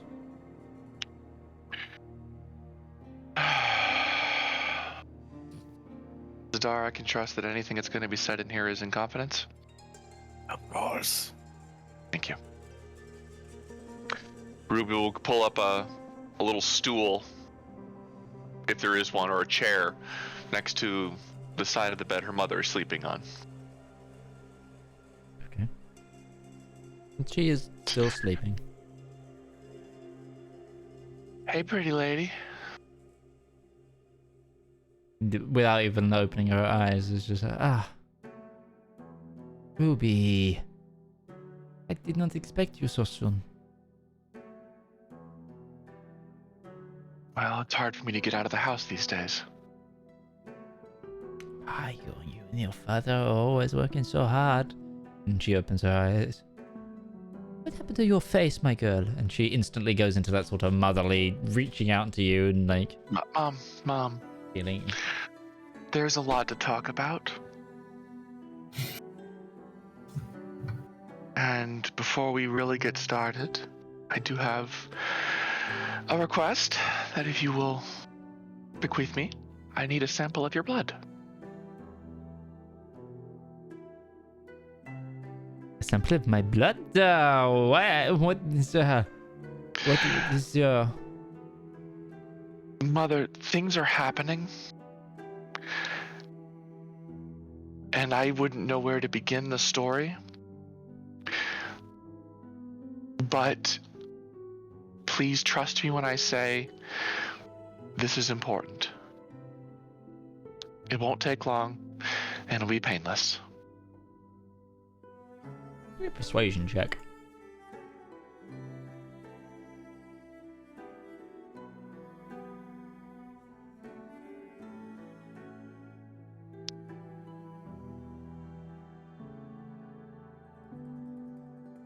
That's a natural one.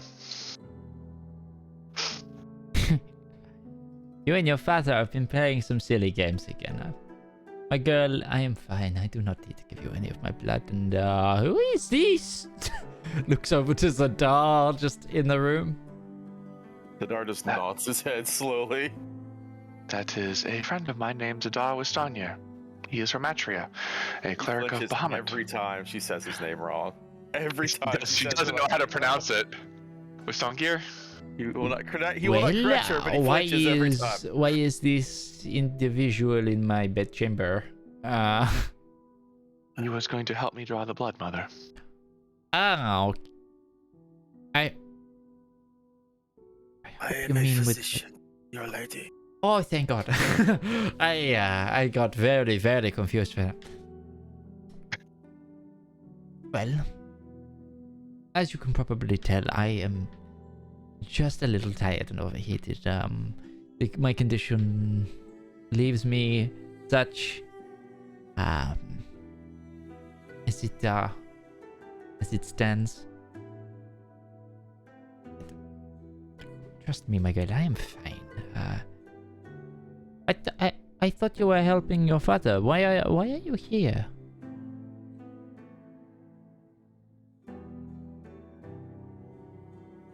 This is going to be a very long story. I'm glad you're already comfortable.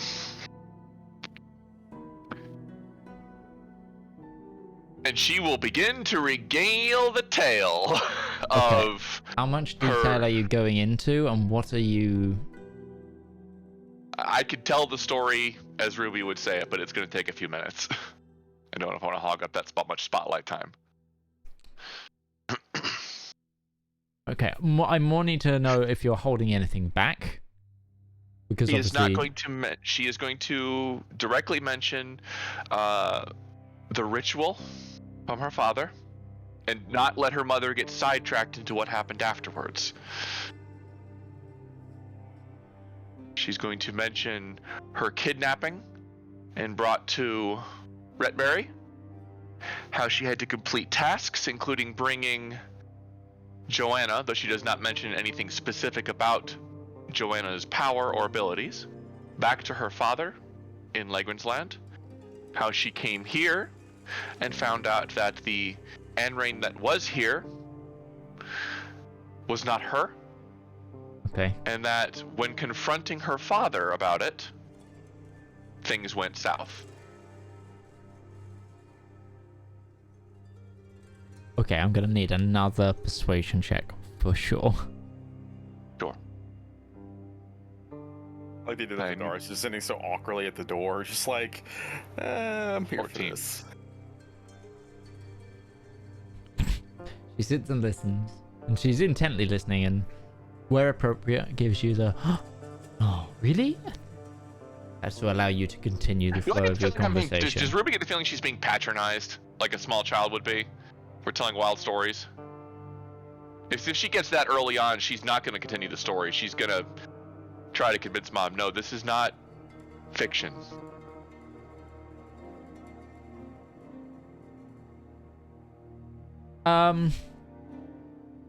Give me an insight check. I want to find out my Zedaar, mother is you- just as crazy. Zedaar, you can also make an insight check from where you're studying There's as well. the good rolls.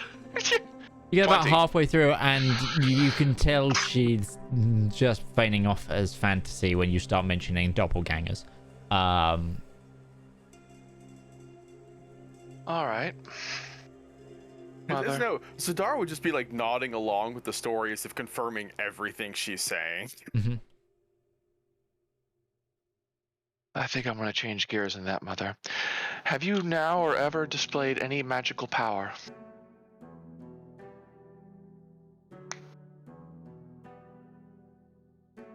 I need a dice.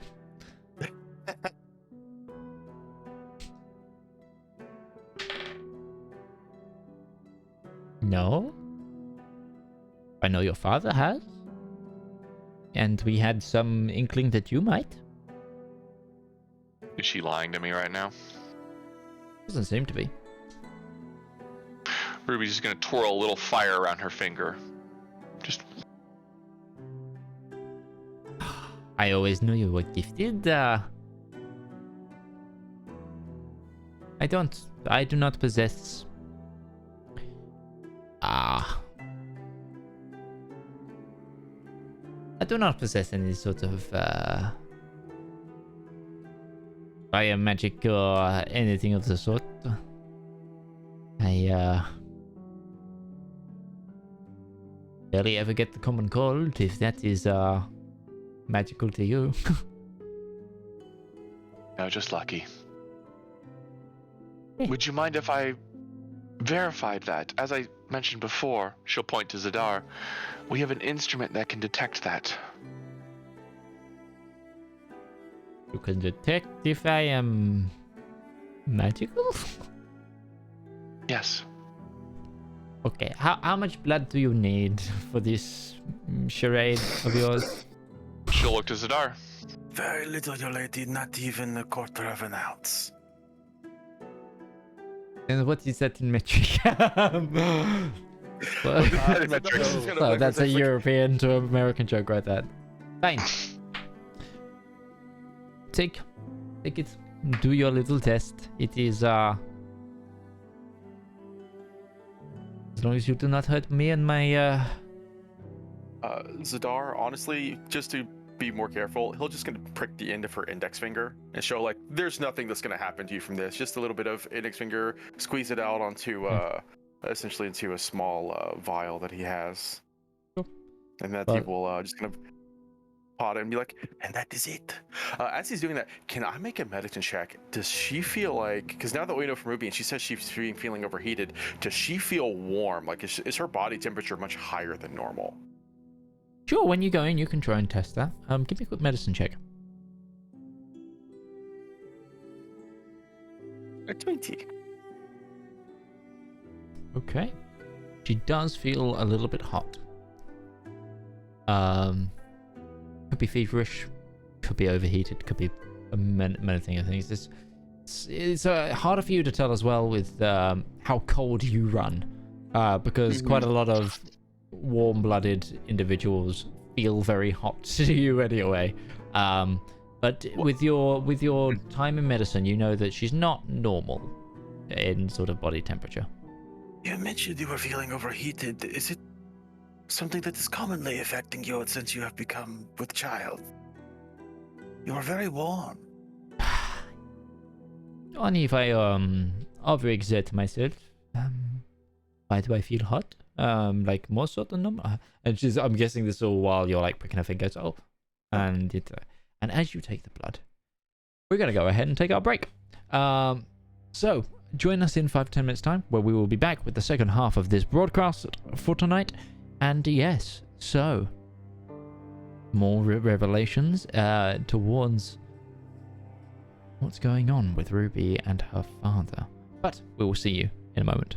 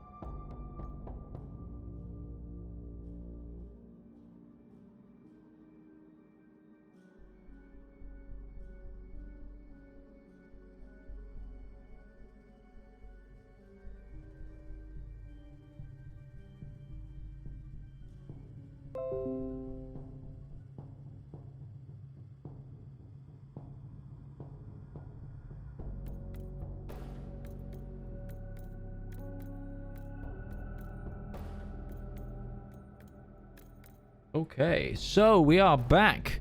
Welcome back, all, for the second half of tonight's broadcast. We left off with the Skyfire Adventuring Company visiting Ruby's family, her extended family in Arte, to reveal that Ruby's mother is pregnant. Zedaar, you had something you wished to do. Oh, yeah, as he's kind of giving her just a little physical as well as taking just a little bit of blood from her, he's going to ask, I'm curious, did you suffer from these same symptoms when you were pregnant with Ruby? She thinks for a moment. Yes, I did.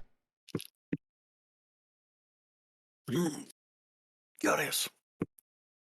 so I'll just make a mental note of that. Has father included you on his plans of what's been going on with the house lately? With the house, so I mean, of course I am aware of all the military stations there. This is why I'm staying with my sister. It is not... I do not want to be turned into housemaid for many a noble and his retinue. Something tells me that won't be a problem.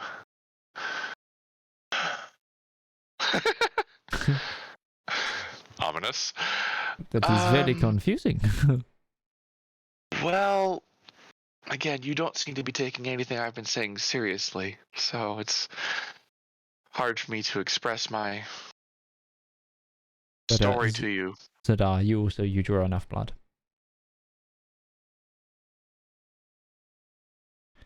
Well, when you come at me with conversation of doppelganger and you're not really you, Ruby, you have always been one for tall tale and ideal. You have that in line with your father.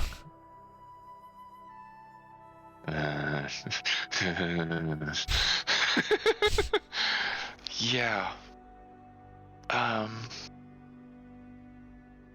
Well, then I'm just going to tell you what happened, and you can believe me or not. How's that? Be my guest. Okay. I've been adventuring with the Skyfire Company for the last 8 months now, 9 months. Zedaar would like to give her the help action by just basically corroborating everything he says and also filling in parts of the story as she's getting to it, as if to show, yes, this has happened to more than one person. Okay. Sure. Just to help her along there. It's not been quite 8 or 9 months. It's more 5 or 6, I think, at this point. Okay, 5 or 6 months. It feels that long. It does feel like that long. It feels almost like a year and a half. About 6 months ago, Father brought me out to the ruins near our home. And described to me his vision for the world, what he intended to do. And part of that involved unlocking the power of our lineage. She'll bring the fire around. The unique traits that some of us possess, which I suspect little... I'm gonna assume it's a girl because that's just me. The little girl in there will possess as well. However, he wanted to change the world for the better, but he didn't want to make it better. He wanted to burn it down and build something new. I refused, and during that ritual, I spilled the blood of a cup filled of something and a feather of a phoenix. That caused the spark that ignited part of our home on fire and burned it.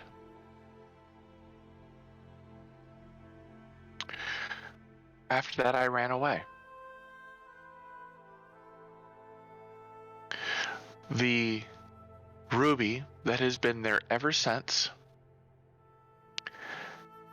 up until this morning, has been a doppelganger.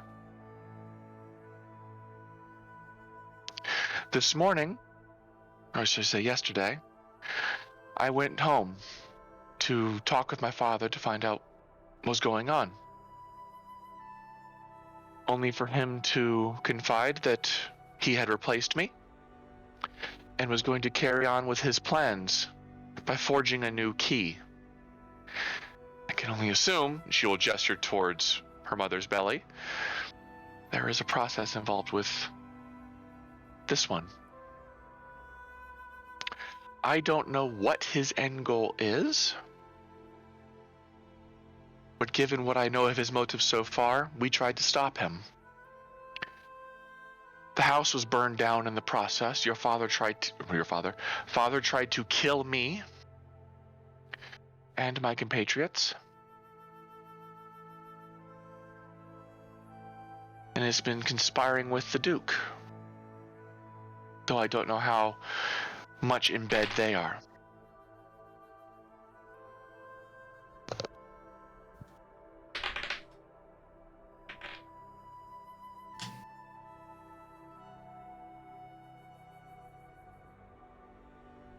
And I came home to hear, to see how much you knew and how involved you were. And I am thankful that he was at least honest on this part, that he didn't want you involved.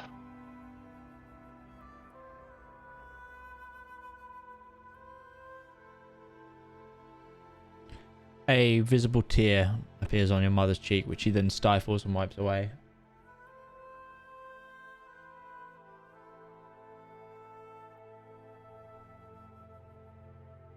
I am aware of our family's boons and shortcomings.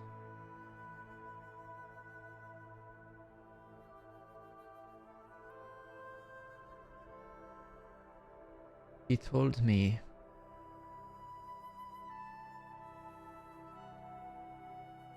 that you didn't accept the blessings.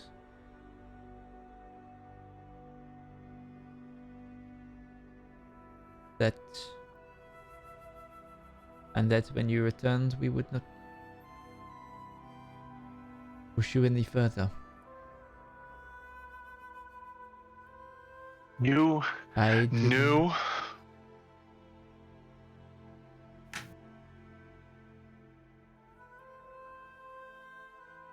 I know some things. Do not know all.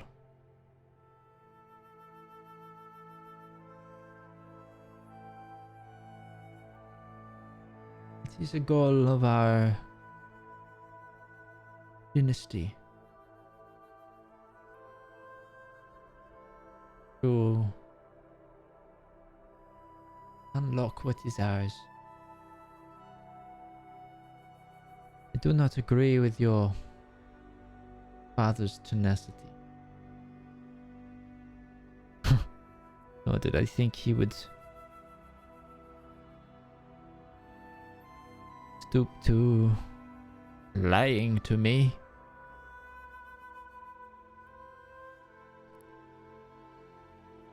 We always said it was your choice. It has to be your choice to accept the blessings, and we would stand by that whatever. He couldn't force you no matter what. He does not read the texts or listen to the stories properly. But then again, that is the hot-headedness of his blood. What texts? What stories?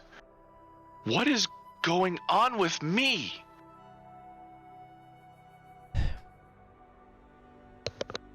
How much do you trust this individual that has just taken my blood?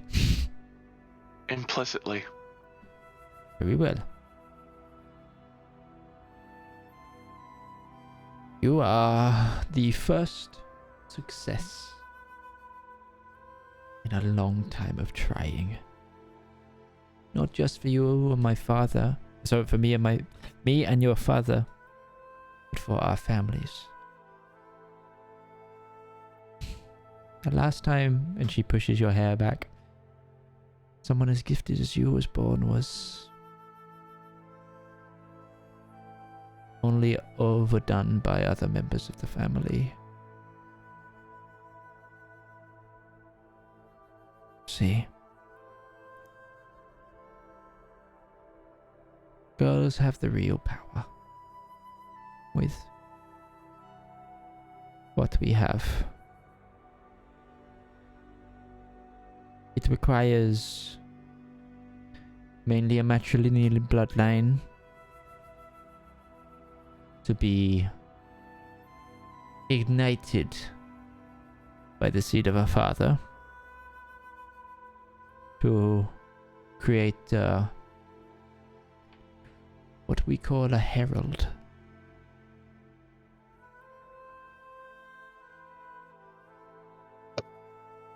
I am... A herald? Yes. I am a recessive carrier. I do not have all of our Fire Mother's powers. But... And then she shows you the finger in which was pricked by Zedaar to take the blood. And it has already healed over. I do have some of the boons.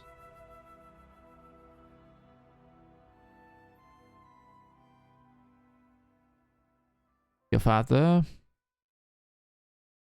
and his powers as the other half of the story. And you're the other half.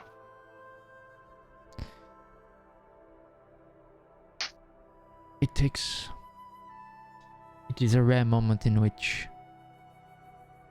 the power can be held together in an individual. What we know as a herald, a speaker for our Fire Mother. And Horus?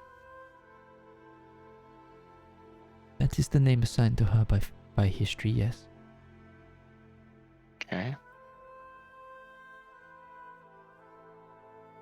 Those who are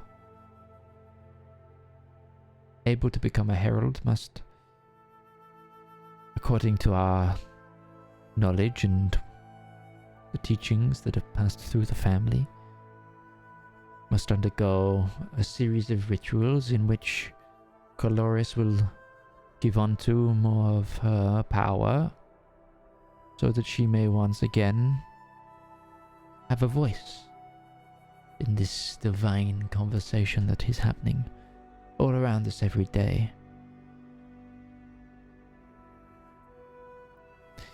Your father believes it will bring power, and that it, with this power, it's shaping, it's all changing. But it is a harmony. It is fire and it is healing, not a fire that is healing.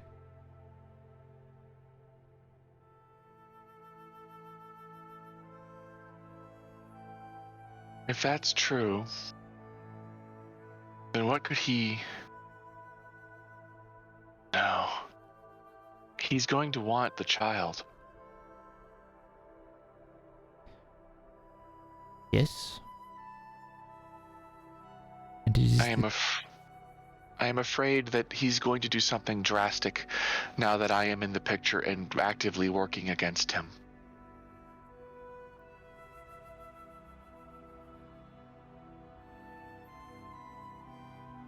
The thing is,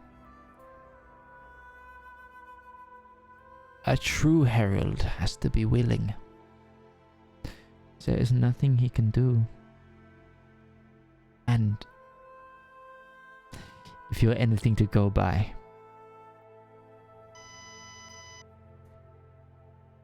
your sister will be just fine.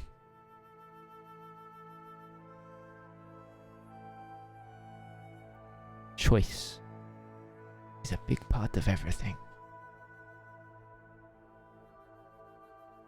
For Coloris to be freed, the individual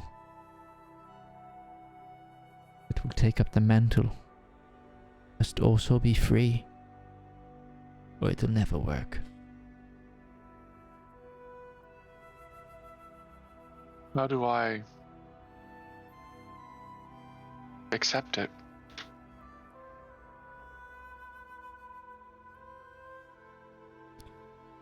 She takes a long sigh.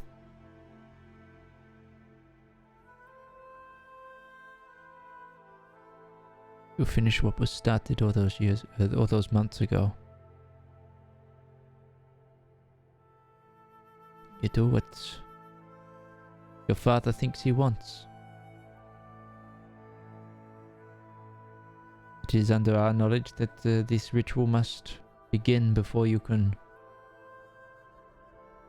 truly start the connection.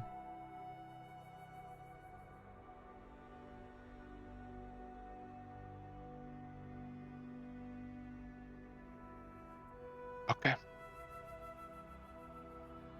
Well, I know what he did. That is something. Are you going to be safe here? All the while I carry your sister, I am going to be safe no matter what. If you really have made an enemy of your father, he's gonna come nowhere close to hurting me. Is he? No. I'm sorry for what happened at home. For what it's worth, I did try to save it. It actually wasn't me that burnt it down this time. This is actually the fourth time in our family's history that that home has been burnt down. We're very used to rebuilding. You considered making it out of something not wood. At what point do you not actually consider it the same home? Yeah, it is the grounds that are important more than anything. Okay. Well, I don't think I could do much against him right now. He's currently with the Duke, planning their offensive into the Underdark of the Eladrin Empire. Oh, that plan. Okay. He tries to keep me out of these things, but your father is he talks in his sleep. Ruby.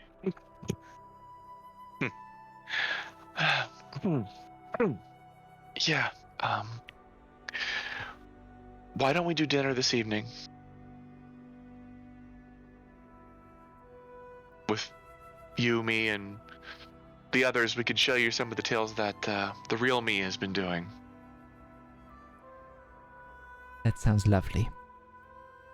Okay. Now, if you do not mind, I'm still a little tired. Yeah. She will get up, put the stool back.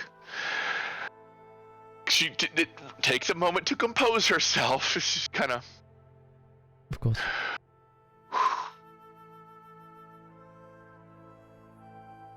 She'll look at Zedaar and nod. Zedaar will open the door and step out.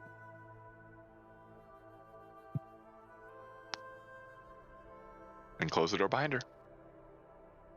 Okay. Zedaar will just hand down that vial that he has to Zeb. Though as he does so, he just kind of looks at him and says, I do not think we need it any longer. Oh? Is this not her blood? It is, but she is definitely a carrier. This may still tell us more.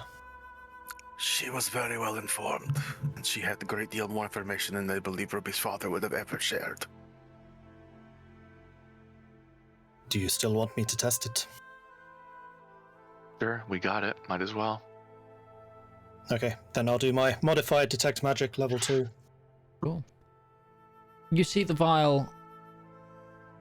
At first, the blood inside it goes a complete black before a single blue flame, almost like lightning, connects parts of the molecules and rips through the center, and then the vial glows a blue. And you instinctively, because of fire, take your hand off it, but almost cold to the touch, more so when the warm that you've seen with say the previous blood that's been tested. The others kind of emanated a heat, whereas this kind of emanates a cold. Some kind of ice. Cold flames. Yeah.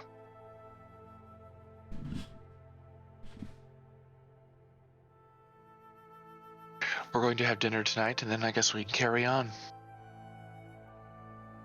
She'd love to hear about all of you. About what's happened.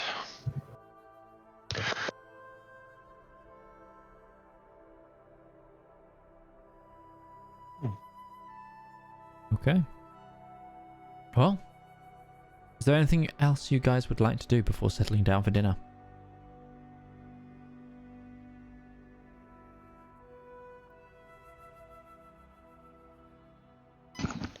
No, I'm all set. Yeah, no. Then about an hour passes and you have a meal. The only extra person in attendance other than Ruby's mother is Ruby's aunt. Ruby's uncle is not in. You find that out very quickly in conversation that Sir Henri is currently he was already questing before the war started, and he's trying to make it back, or so he says in the letters, but Sir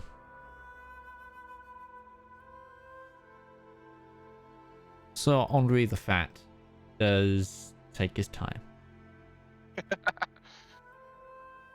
Wow, That's you're painting a bigger picture of this house life, man. It's it's pretty damning. We used to call him Henry Le Massif.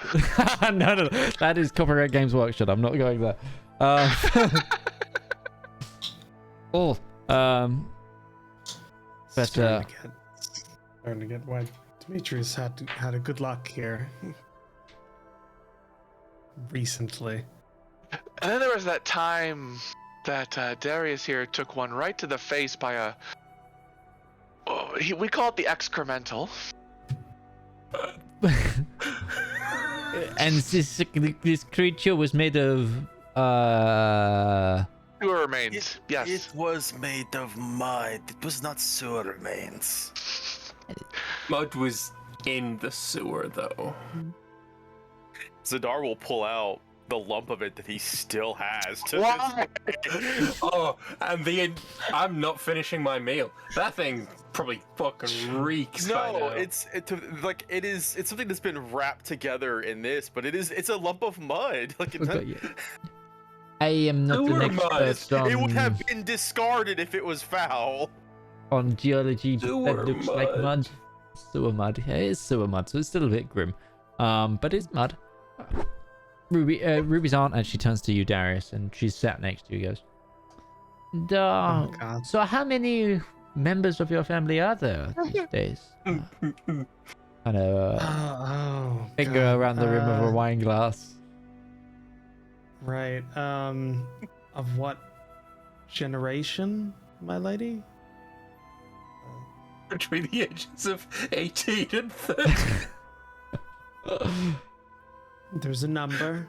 There's quite a number. I have a few great nephews and nieces. Or actually, I think they're all nephews. I think they're all great nephews. They're all great.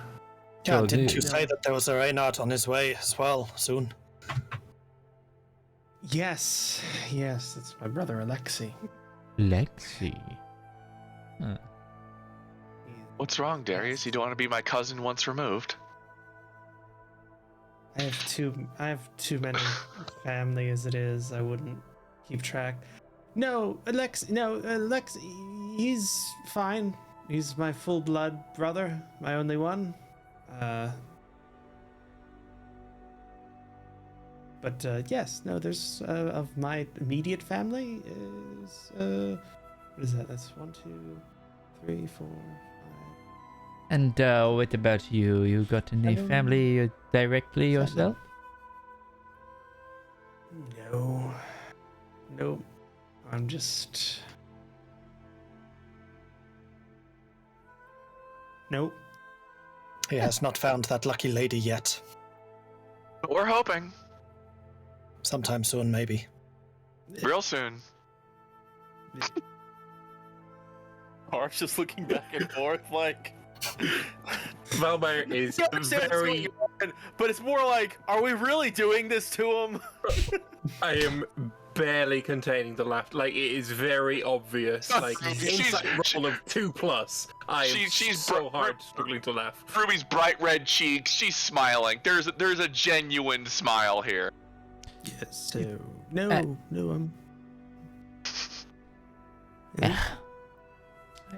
Arabella, leave him alone. Ruby's mother cutting in.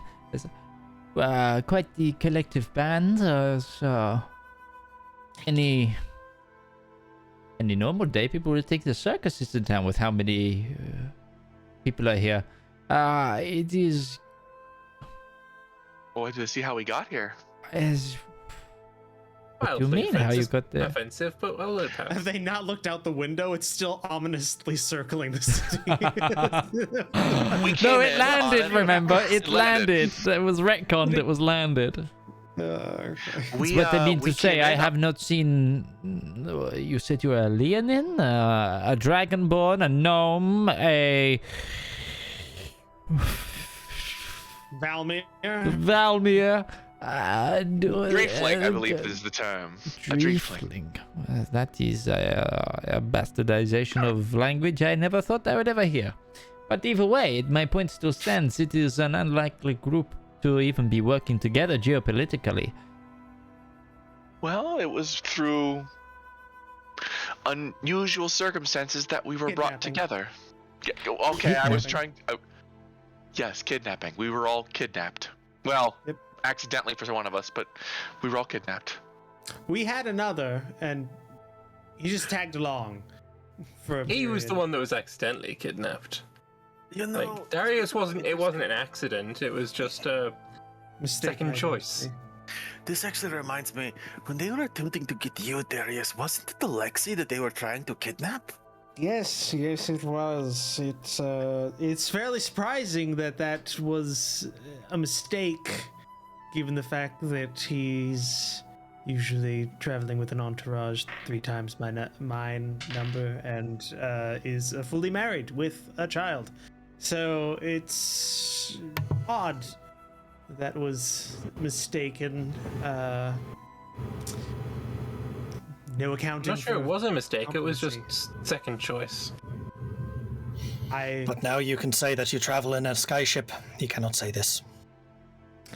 I think actually Lexi has. I don't think he owns one, but he has. I think he's yes. You own a skyship. You've slain dragons of multiple colors, including ones made out of rock. You've traveled dragon the length made of rock. Now that is a story I want to hear. That was 90% Valmir. Gem. Saying that, Zedaar will display the bracer of the crystalline dragons that he has and just show her the piece of the topaz dragon that he still has. So, yeah, I've hang got on. it on my cloak as well. Ruby's aunt cuts in. No, you weren't at compound when that event happened, did you? With the dragon we attack? were. The very I'm one. going to show her the red scales. Like, yes, I killed it. That was the first dragon that we fought. We're up to. Actually, there was an ambush of multiple dragons. Second encounter. Yeah, this is 2 there. 4 in outside total by of- my count. Yes. Yeah. We live in a world where most people will never see a dragon in their lifetime. I am one of those, and you have found 4. I think it's a correlative. I think because of what we do, it's a higher likelihood. You know, like if you... Mr. Reynard, Well, how many of we your have- we have- mercenary brothers and sisters and nephews and nieces have slain dragons? Technically, Nicola as a and boy- Martin have both killed one. I know. They were young. They were like wyverns, but I mean, they don't shut But up even about so, it. it puts you into an elite caliber. He's also being extremely modest. He shot one out of the air at 160 feet with the world's most basic and uninteresting, unenchanted bow. It's quite I'd literally say- a souvenir. A child. He hit it, but I mean, Then it is a clear test of your ability, Darius. He puts a hand on your shoulder. Okay. yeah, Darius is very good. He's very will say, uncomfortable. Auntie, he does not like being touched. Oh, I am sorry. I am sorry. Yeah, no, immediately just okay. Yep. My Zedaar will just apologies. like kind of pass over a napkin to him. No, it's not fine. I'm fine. But you continue your meal and you regale. I drink all from my mug. Okay, no Like problem. I don't request anything extra, but just I'll drink from my Sure. mug. Absolutely. But you continue. You have a lovely meal. And it's about when the meal is wrapping up. Anything else you'd like to do?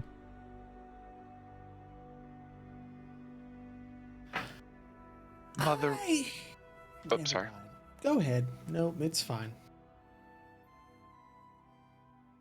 We're going to be away for a long time. Our next destination is Atria.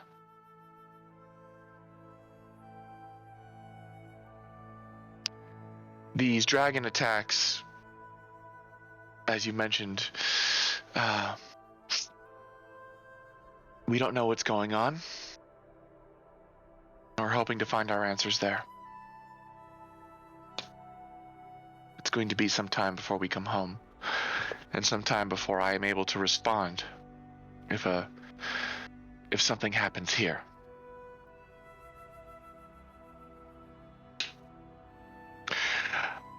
I'm not able to yet, but soon I'll be able to travel the length and breadth of the land without a problem. But in the meantime, Zeb, do we have any more sending stones available? I can dismantle the one I gave to Marcus and make another, but I'm not sure that this is a connection we want to sever. I was going to ask if you could make another one, or you can only have two? Yeah, it depends on how many infusions I have.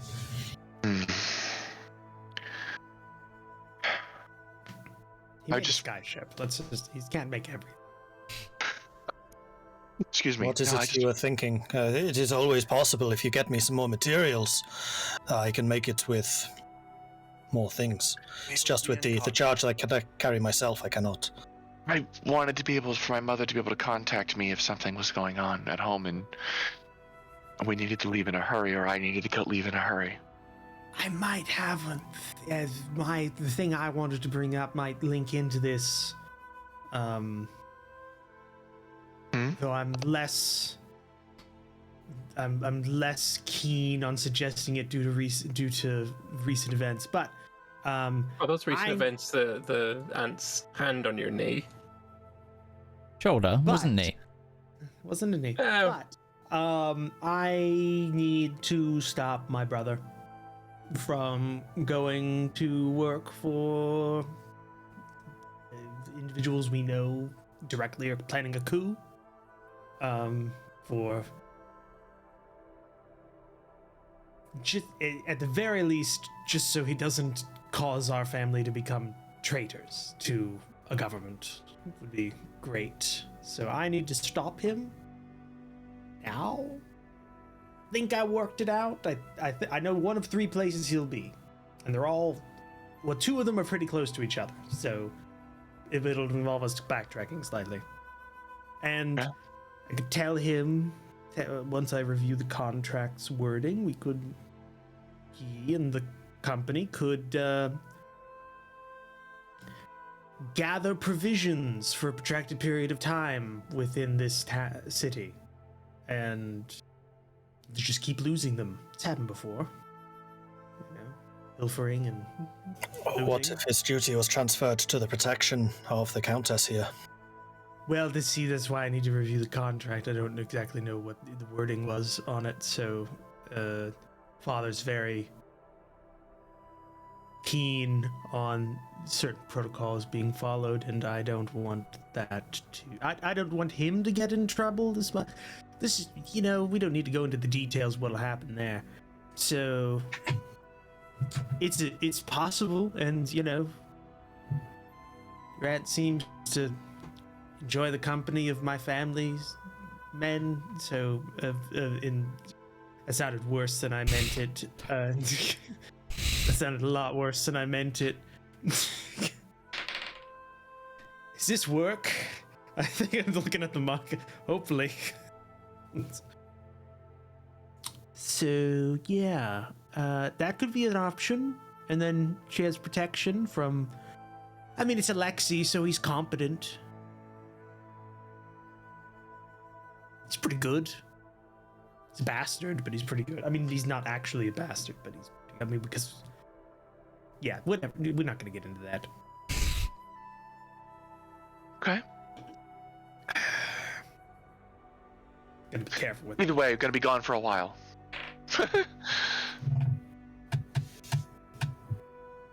Well,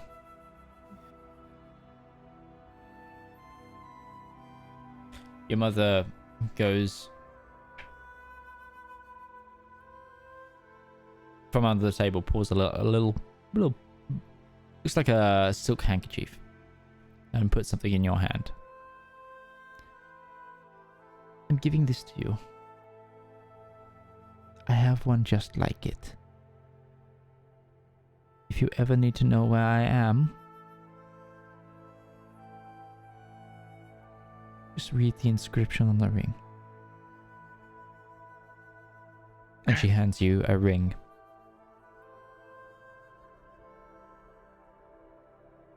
We'll take the ring. Does it fit her, any of her fingers? Yeah, it fits your pinky. Tip.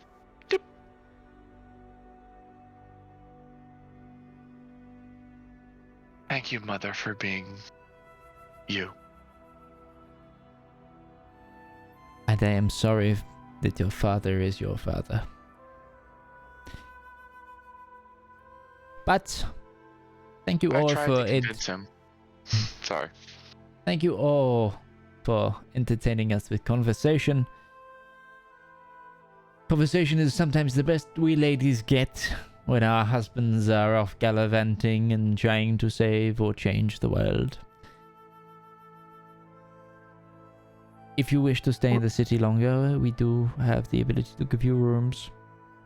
But I do believe you have a large vessel parked outside the wall, so... We also have tasks that we must see to sooner than later, it seems. Just kind of acknowledging what Darius said. Mm-hmm. Okay. I'm gonna spend the night here if that's okay. I'll meet you at the ship tomorrow morning. We still have provisions to bring aboard. We'll be here for a while. Actually, Okay. on that, can you roll me a D100, Mordred? I think I can do that. Awesome. Ruby is gonna look at her mother and ask, "How long until you're due?" Another 4 or 5 months. Okay. How do you do a D100? Slash die 1D100. Yeah. It's a very hostile dice command. Slash die. 89. 89. Okay. Well, if you finish up dinner and then return to the skyship, I will tell you what that 89 means. Okay.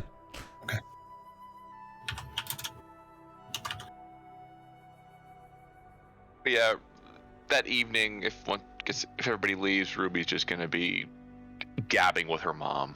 Absolutely, that's fine. Yeah, you can do so. Is there anything anyone else would like to do in particular?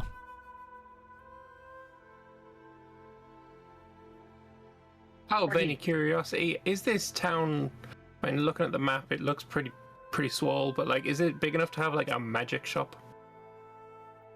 Make me an investigation check as you walk the city. Ah, Jesus, you have to ask me for that today. I'll say Zedaar's also looking around the city for some stuff. He'll throw in and help. Sure, you can have that advantage, or Zedaar can helmet at advantage. Yeah, that sounds like a better idea. Zedaar, come help me. Go. Sure. Yes. Roll with advantage. I'll tag along. I've Sure. got something. 15. 15. So you are in the Dawn Circle district currently. But you go towards Farnborough when you come across a multi-story black building. Outside is like the head of a dragon. And it has a sign hanging from the dragon's mouth, swinging in the wind, that says Xzzorp's Emporium.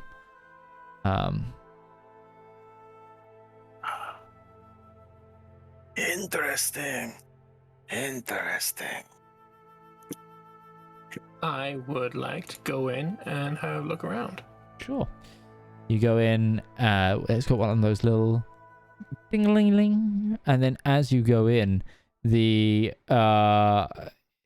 becomes like, it's almost like you're hearing it in your head, but because it doesn't seem like there's an audio source for it, but you hear essentially calm music, and then a voice cut in of, "Hello and welcome to Xzzorp's Emporium, your one-stop shop for all magical needs. You are located at the Arte branch." Oh, it's Not Fantasy Costco. Welcome to Costco. I love you. Welcome to Costco. I love you. If you're stuck, find one of the many Xzzorps. You can see them in their bright purple robe. They are willing to help you at any time. Very nondescript American accent he's doing there too, and I like it. This Please is talk to our hitting Xzzorp so close to associates. home for me for a character I've got in my games. It's a little unsettling, I'm not gonna lie. Welcome. Like all the Americans are some version of, oh God, please make it stop. Is there any Xzzorps around? Yeah, they're as you see, wearing they're vests. wearing bright purple robes. There you see these sort of halfling-sized individual, but their like entire skin is like a shiny grey matter, almost like they're plastic. And they have like the way that they look. There's just like various like. The only thing that's different between each one is a different hair color and hairstyle, and then they have like a number name badge. But they're sort of hobbling around. You see quite a few. There's a few dealing with other customers. How big is the inside of this store? Big, but it doesn't look bigger on the inside. If it's not TARDIS. Okay. But it's Walgreens. multi-story, and actually at the back of the we just room, you walk into, do see some portals behind like the employee counter, like stationary glowing portals, and then every like Zedaar, you're like looking at it, and then like 2 Xzzorps go in. 20 minutes later, a couple of different Xzzorps come out with like different like boxes and crates, and one seems like he's holding loads of scrolls. Actually, they Goes to the back of the shop. The back is magic. Yeah. It always has something. You just gotta ask for it. This place is weird. Yeah. Has Darius ever been in one of these shops? I will let you decide. Have you ever been in a Xzzorp's Emporium? There are a few around the globe. Hold on. I mean, that largely. There's not Zedaar one. from a There's fairly not one in Atria for sure. But Darius might have been in. Definitely never. Zedaar's traveled around. I don't think he's ever been in a stop like this. I've been in the. I'm assuming there's probably one in Compound. That, or probably one in like Apparently, and you actually, as you think about Spinamore City. yeah, you're going through. You're going, oh, there's a branch there, and it's just, when you go ahead in your head, or you're talking about compound, you could. Our compound store is currently under renovation due to unforeseen circumstances. God, yeah. That tracks. Yeah, no, I've been here. I've shopped here before. It's not that strange. They're owned by the Xzzorps, and they kind of nobody. Sorry, what are the Xzzorps? Don't ask that, because it doesn't end well for the Xzzorp usually. But yeah, it's the constructs, I think. I mean, there's probably an original one, but I've never seen it or them. But yeah, no, they just kind of go around. They'll help you. They're forced to smile all the time. But don't give me the reins, Midge. I'll make it hell. The horrible thing is, you are like online with everything that I've already written. Is this Mr. Meeseeks works for Magic Costco? Yeah, kind of. But yeah, they'll help you. If you just want to break it down to its bare inspiration, sure, Valmir, ruin the fun. Yeah. Take away the surface Take layers away that make anything. it interesting. But they'll help you. Is the Just ones that don't start ask with the them. Costco bit. Yeah, they'll help you. Just don't ask them about about their existence or the like. And prices are pretty Don't good. allude to any concept of free will. Don't make them think. Just ask them questions. Yeah. Also, you don't want to talk about unions or worker co-ops. Not because the Xzzorps will get angry, but because any of them that hear that immediately go to the back of the store and you don't see them again. So those are the rules. You just kind of learn them. I guess it's like us. You're used to it. Ari's just looking at Darius like he thinks Darius. He knows Darius is not one for frivolous talk and knows tell short stories, but he's looking at him right now like, did something happen to him when we walked into the store and he's just like having an episode and is not aware of it? But officially it's just like, okay. Yeah. No. Watch. You. Just like looks to Xzzorp to Xzzorp over on like stalking a shelf. Oh, hi there. How can I help you? Yeah, the God, I accent hate gets it so on the much. nerves. Yeah, the accent's bad, but that's Hey, just can I part help of the you? experience. I'm Xzzorp number 245. How can I help you? Great. Yeah. My friends are looking for some items, and they haven't been here before. So could you maybe help them with finding some of their items? I know you have to, but I'm being polite. I will help you completely. I am here to help the customer. Customer is always right, unless it's not. What can I help you find? Zedaar? I was looking.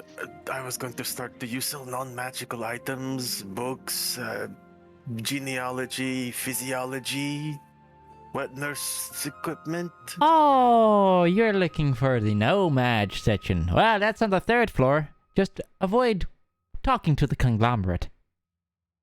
Would you like me to take you? Dar looks over with a little bit of concern in his eyes. Yeah, just go with it. It's fine. They physically can't hurt you.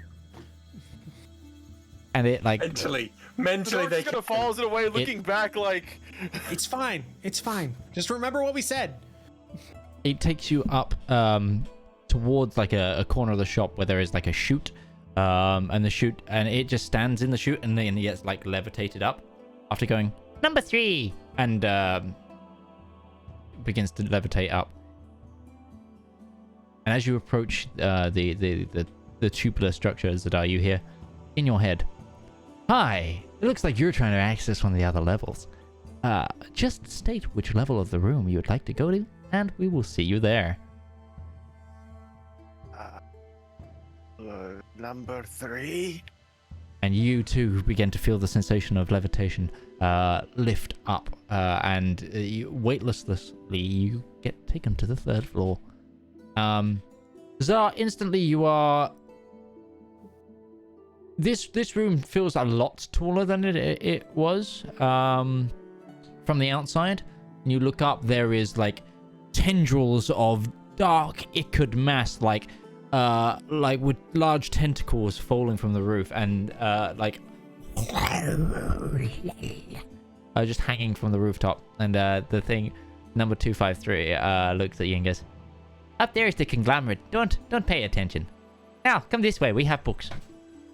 And begins. Zedaar like lowers his head so he can't see the ceiling. And in front of you, you have you're taken to a small library section, which has a. You're looking for something on medicine?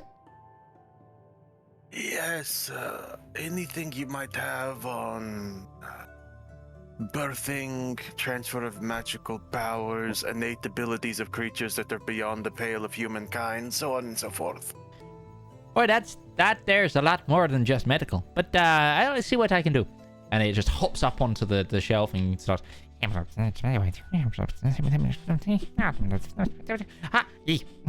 It just comes back with a stack of 20 books. We got an assortment of books here on different medicines and physiologies of different races throughout the world. Zedaar will look through once and see. This book stack is 5 times taller than this creature as well. Noted. Yeah, Zedaar will look through ones and pertain specifically to humanoids. He's looking for anything that he might think connect to Ruby and her mother. Okay. Or that might have applicable situations to that. Give me a quick investigation check. Sure. For a second, I'm like, do I want to guide myself on this? But then Zedaar's probably like, I don't want to invite Bahamut here. I don't think Bahamut would like here.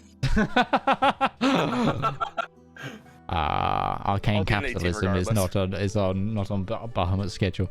You find one that is on it's called Vestiges of Humanity, and it's a book that seems to be talking about it's a bit of a weird book, but it talks of humanoids and specifically humans being the perfect vessel for the divine, and for things such as extraplanial beings to implement their will on various planes, especially considering, and it's just it's about that kind of thing. He'll take that one, and he will also take a book on just general humanoid physiology in terms of, say, pregnancy cycles and so on and so forth. Basically, if there comes a note in this campaign, just for a joke of Zedaar has to deliver a baby, then Zedaar is going to be ready to deliver said baby. Sure thing. That'll set you back about, for the specific book, it's quite a pricey one. That's 100 gold. And then for the pregnancy book, it's another 20. Sure. Zedaar will start with that. Sure. Anything else I can help you with? No, this has been great useful. If you could escort me back to my companions, if you know exactly where they are right now, I would appreciate it. Hold on. Okay, they're on the first floor still. Zedaar's carrying the 2 books it's unsettling, but sure. When that noise thing, his entire face burnt with a purplish glow. But yes, as it looked to the ceiling towards the conglomerate, and it begins to take you down. Darius and Valmir, what are you doing? Valmir, do you have anything you wanted, or were you just shopping around or window shopping? I don't. Oh, I was looking for magic stuff, but what the shit is going on? Wait, you don't have one of these in the Underdark? No. This. You get used to it. It's fine. I mean, it's weird. I guess. Gourd, did you join this group, by the way, at all? Or are you... Okay, you're here with these guys as well. Gourd taking it in stride too. Yeah. It's just like, Yeah. Gourd's just standing there, just like staring around, like in complete amazement. I mean, he's seen some weird shit, but this is weird. Did Zep want to join as well? I just wanted to. Okay. I just wanted to make sure who I knew who was and wasn't here. Zep's probably familiar with this place too. There's actually several in Lake Grungsland. It's actually where they have the most of these things. In fact, I think head office might be in Lake Grungsland. They've got a gift shop too. It's really I got that impression, yeah. yeah. They got like little stuffed Xzzorps. You know. Why would a consumer store have a gift shop? What's the headquarters? The headquarters, yeah. And you can get tours at the Coke factory, and they've got gift shops, and yeah. Okay, so Valmir, what would you like to look for? Is there specifically something you're looking for? I'm looking for magic items specifically pertaining to the realm of combat. Potentially. Okay. Are you asking a Xzzorp? Sure. Hi there! I'm Xzzorp number 63. How can I help you today? Got a low number. Zoom. Valmir is completely like has no ability to pass what's going on. Magic combat, magical items for combat. Sure thing. Okay. We need to go up to the... Oh, wait. We're on the first floor. Come with me over here. And he takes you to a load of display cabinets, which there seems to be like an area where there's like armor stands, sword racks, all of it behind glass and such. And there's just an array of magical weapons, armor. All of it looks like it's also like packed in like a clear packaging as well. It's like a fantasy plastic. Yeah, it's like and like there's also seems to be like multiples of quite a few things, like on a rack behind a rack, or behind like tempered glass by the looks of it. What kind of specific things do you have? Well, if we can't find the thing that you really want, we can always go back to head office and try and dig it up. We have a directory. Are you a directory subscriber? No. Don't. It's a scam. It's just a... This is the first time I've ever been in a Xzzorp store. Oh, you're a new customer! Guys, we got a new one! And he fires like a little prestidigitation out of his hand, and loads of other Xzzorps come around. Hey, new customer! Yay. And it's just like surrounded by them. Of this. Gonna be, yeah. Somewhere Zedaar is just kind of like flying to the elevator, just like since it is a disturbance in the area. And Zedaar, as you're de-elevating, you come down and you see Valmir and Darius just surrounded by applauding Xzzorps. Zedaar's just carrying his two books, like, found a little of what I was. Look. Just stops. Gourd will just look at you and just like shake his head, like.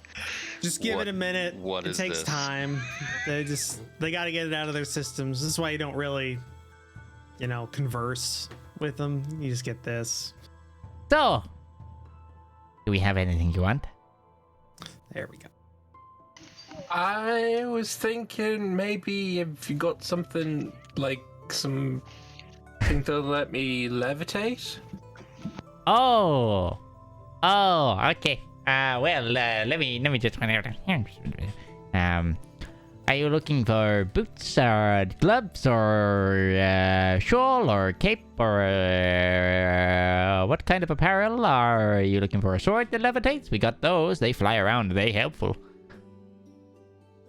Something that will make me levitate. The levitation part would be kind of the important bit, not really what kind of thing it is. Okay, you want to be able to levitate. Okay. And you want levitation or flight?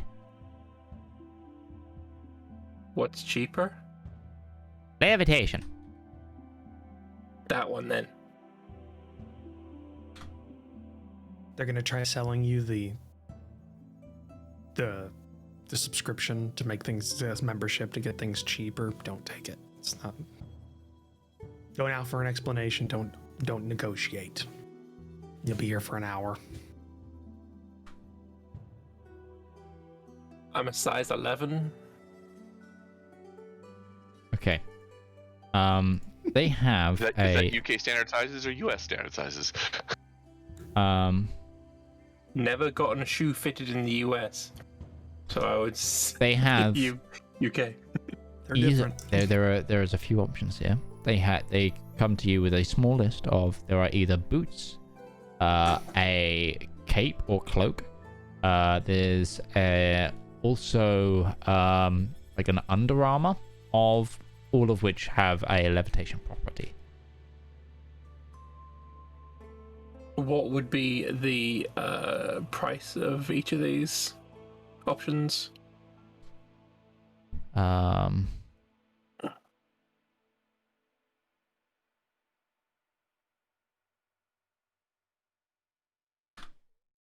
me just go back to their price list. Well, they all market. They all market. I'm gonna drop that voice for now, because it's annoying even me. They all market in the region of about between 4,000 and 6,000 gold, depending on which part of apparel you're getting. Okay, then. I can't afford that.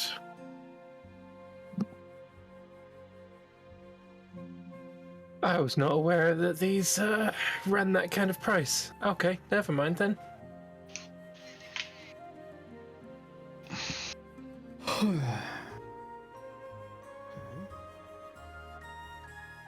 Anything kind of like special stand out that, you know, just what would you, Mr. Xzzorp person, recommend?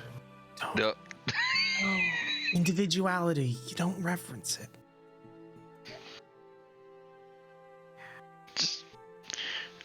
You want me?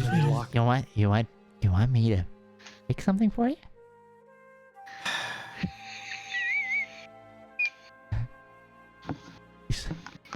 This will go down well at head office.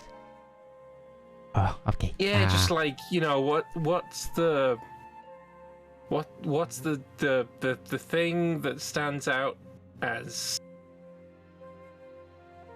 cool? Cool. Dangerous. Cool. Dangerous. Gotta let Dangerous. somebody learn.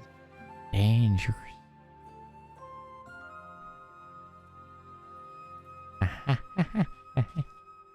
Cool and dangerous. I got it. And he runs off for a little bit. Is there anything you'd like to do in the intervening time? Run away? Are hit there up any like shields, armor bracers, that's like shields or bracers kind of thing? Yeah, you're walking past like racks and of all sorts of shields and armor and braces also. So it's far easier if you what are you looking for, and I'll see if they've got it, and if not, they can get it from head office for you for a price. I'm mainly just looking for a better shield than this kind of bare bones one that I have. Or, I don't know, some bracers, I guess. I can wear that's not going to inhibit me or my tattoos magic from working. Okay. I mean, I think, what's it called? What's the ring that provides AC? I don't think that inhibits your Ring of protections? Yeah, I don't think rings of protection would ruin your bonus from your tattoo. Also, there are various types of shield: +1, +2, +3. I think there's even a sentinel shield. Yeah, I got one. Which would be scary on the man with 21 perception, naturally. Is anything that's not armored that can get increased AC for Ruby? It'd be amazing! Caw-caw! Somebody didn't want to come to the fantasy. No, she had to grab with her mother. All right, this is a legitimate roleplay reason that she's not there. And okay, but after about 5 minutes, the Zorp comes back to you, Valmir, and goes, Hey there, I got something for you. and in your hand he puts a belt, and this belt is cold to the touch. You wanted something cold and dangerous, yeah? Well, this is a belt of frost giant strength. Yeah, it's got a tag on the side. Just read the tag. That's pretty cool. However, what's on? Is there actually a tag? Yes, there is a tag, and there's a price on the tag as well. Let me guess. 8,000. Oh. Could be high. You might want to think a bit more up. Yeah, frost giants. So, Very rare this item. is a very rare item. While wearing this belt, your strength score changes to 23. Yeah.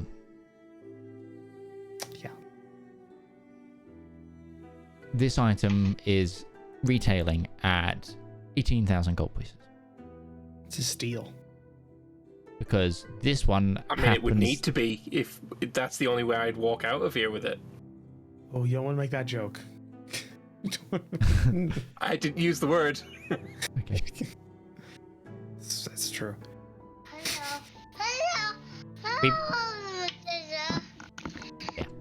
Some Zorps in the background. Yeah, there's a few Zorps in the background just haggling Came with out of the people. spawning pool.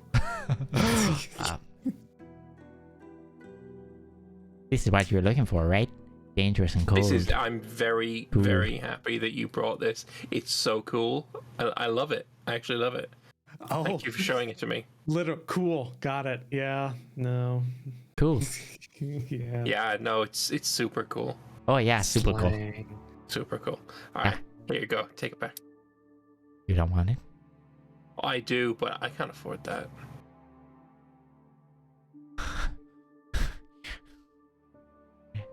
Sure, you need to buy it. I got it out of the case and everything. Got a spare. I look at the tag.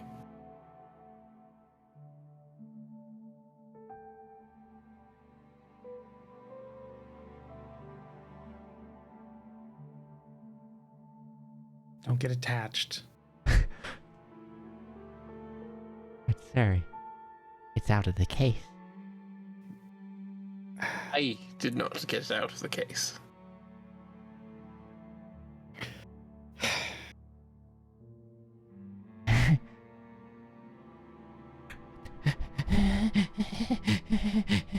And you see this Zorp's face just like glowing purple, and it levitates up with the item in hand towards the tubes at the back of the building. Yeah. Always, at least once a day. And then another Zorp comes up to you. Hi there, I'm Xzzorp number 253. I was just helping your friend here. Can I help you? Wait, could I try this? Could I try helping? Sure, Okay. what can I do for you, sir? Well, my friend wants combat stuff, but I just wanted to suggest something, Valmir, if they have it in stock. I've been aware of a couple of items that maybe would make you feel better in certain environments that we've encountered. Because you have the water breathing. I mean, you still have that on your sack. Yeah, no, it's on my chest. With the colored ribbon and all that. Yeah, it's. Do you have in stock a cloak of the manta ray?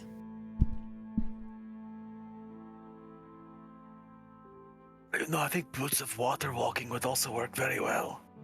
Well, he has that. I mean, I'm just thinking if we need it, because that could usually get water walk. Yeah, sure, but I'm also thinking if we just hedge our bets, if it is a price point as well, it might be cheaper than other things. I actually think this will be fairly cheap. It does. Isn't hard to see what the price of everything is, yes? Yeah, well, if they've got it in stock. He runs over, he goes to the back and starts swinging through. Gold. This should be fine for you. If Walks not, I back. can spot you a little bit. We have, in this building, we have 7 of those, and at head office, we currently have 83. These will set you back 800 gold pieces. 800 gold pieces. Wow, when their listed price is less, but it's. Sorry, I meant for. Sorry, 800. I've read that wrong. It is. Yeah. 360 gold pieces. Sorry, I had multiple selected. That's better. Yeah. There we go. Yeah, it basically just lets you, if you put the hood up while you're wearing it, you can breathe underwater, and you have a swimming speed of 60, which means you're faster underwater and you can get out quicker, and you won't drown. Oh, you bet. Drown. Yeah. Guaranteed, or your money back. Guaranteed, or your money back, or my life be it. He means it. Oh, I mean it. And then you hear a dong, and then the number on this individual's one changes to 652. Oh, would you look at that? Yep. You just get promoted or demoted? Shh, it's fine. I moved up in the order. Yep. I'm just saying it might be good for you because you've got the water breathing potion as it is, but this allows you to have a much better option for that. A longer term option that doesn't require consumption. And honestly, look at it. It looks pretty good. It looks pretty good. Does it require attunement? I actually don't think it does. No, it doesn't. Doesn't. It's just a cloak. It goes down swimmingly. Haha. That was a good joke. Yep. Thank you. Yeah, sure. Okay. Yeah. All right. I'm just suggesting it for you, just so you. How many would you like? I hope I never use it. So Well, leans that's over the to thing. Gourd and Yeah. says, I don't know if positive reinforcement is the right thing or wrong thing here. It is nerve-wracking. I am very uncomfortable spending my money in this establishment. Just seeing how they treat the employees. I don't know if these employees can even be quantified as employees. They're not really employees. They're constructs. We I are the think. Xzzorp. We belong here. That's most you're gonna That get. you belong to here. The shop hears all. The shop hears all. And then all of the Xzzorps around you. The shop hears all. The shop Yep, hears shop all. hears all. The shop hears all. I need some help. If you could help me. Sure thing. So- Oh, by the way, friend here, sir with the books. No, number 321 is going to help you check out if there's anything else you need. Well, we may be looking at some more things, but... Oh, you want to both buy? Okay, no We'll- problem. We'll group check out. Sure. Group check out. Group No, checkout is fine by yeah. us. Do any of you have our savings card? Hold on. If you roll in chat just a d20. If you roll above 16, you have a savings card. If you roll a natural 20, something else happens. No, it was a 13. You're the 1 millionth customer. It's a 13. No, I just keep using my father's card when I use his account, but I'm kind of locked out of that right now. You can change password on it. I just need I know some... I don't have one. Yeah. I just need some help. I'm looking for 2 items, and I just need to know the price point on both of them. One, do you have a Sunblade in stock?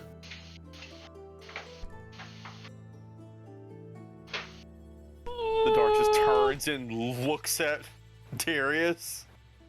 What? Really? You're asking What? about a Sunblade? Yeah, they've got almost everything here. Almost everything, or your money back.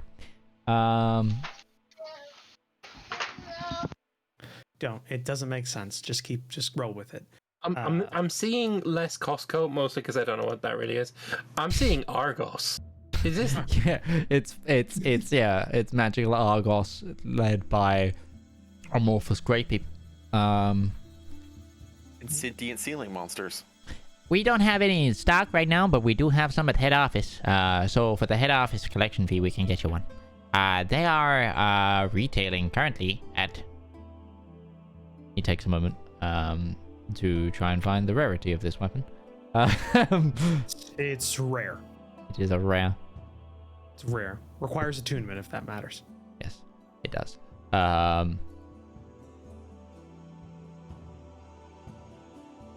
1,800 gold pieces.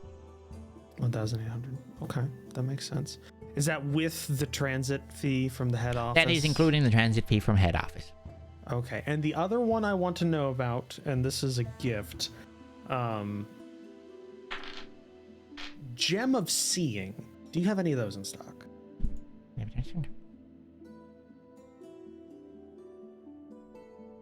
What does the Gem of Seeing do? And this is Valmir asking. It lets you see through things, even blockers. It for like something like 10 minutes or something like that. I've seen it used before. It's you can see through darkness. And, yes, I see. It is. It gives the ability of true sight. Oh, so it is. We have one of those, and again, it's at head office. But that one is set back at 2,800 gold pieces. 2,800. I actually have almost enough for both of them.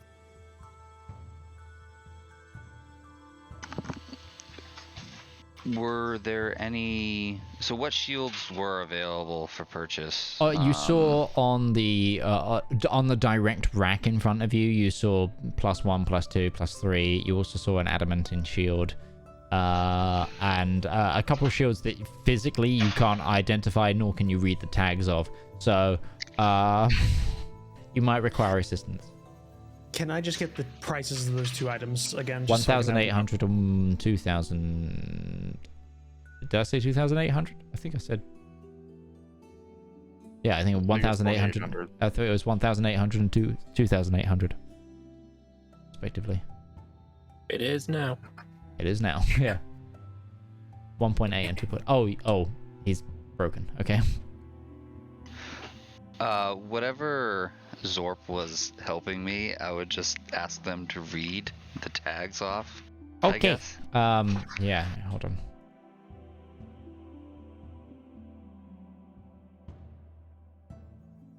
Okay, you see, so there's a +1, a +2, +3. They're kind of like stacked up, various price points as well. There's also, there is a shield of missile attraction. There is an adamantine shield. There are a couple of wooden shields as well that are steel willow shields, so they'd be very much usable by, for example, druids.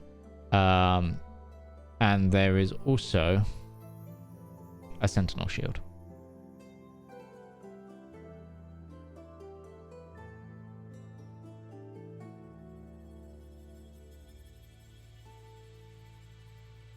Question, Midge. Just jogging my memory here. When we fought that Eladrin, was it immune to radiant damage? I don't think so. Okay. I think anyone tried to use radiant against it. Zedaar No, I would thought it was have. immune to something, but I don't remember what it was. I wanted to know. I think Wasn't it was immune to get its fire. fucking ass kicked, I'll tell you that much.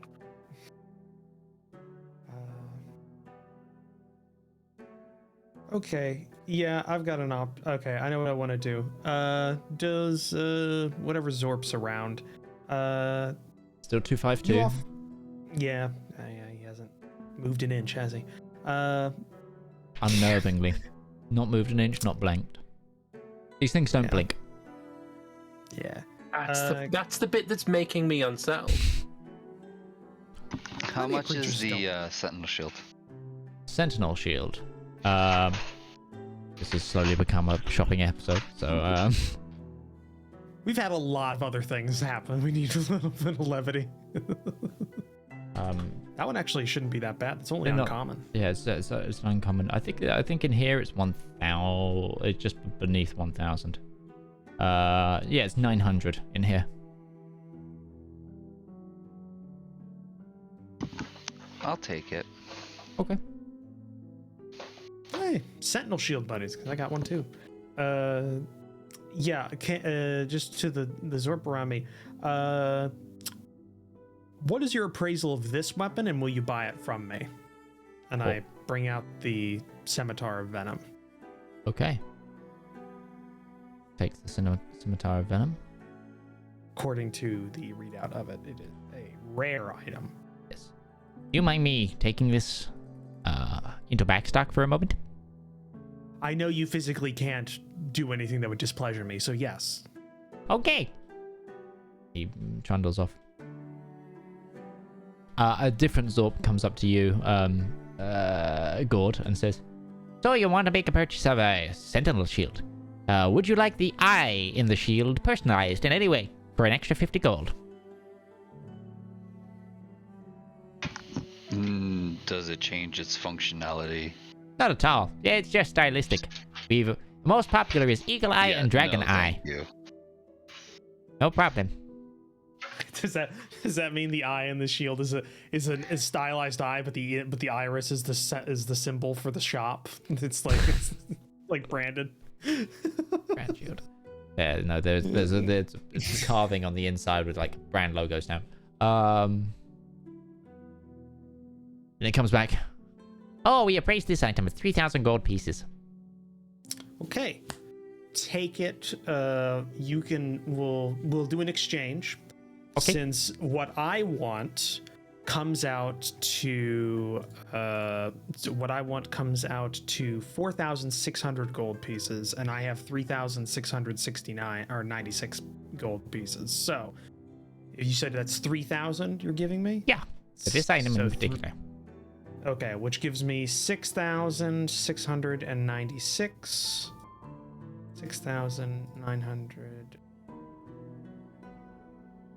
6,600. Yeah, 600. 696.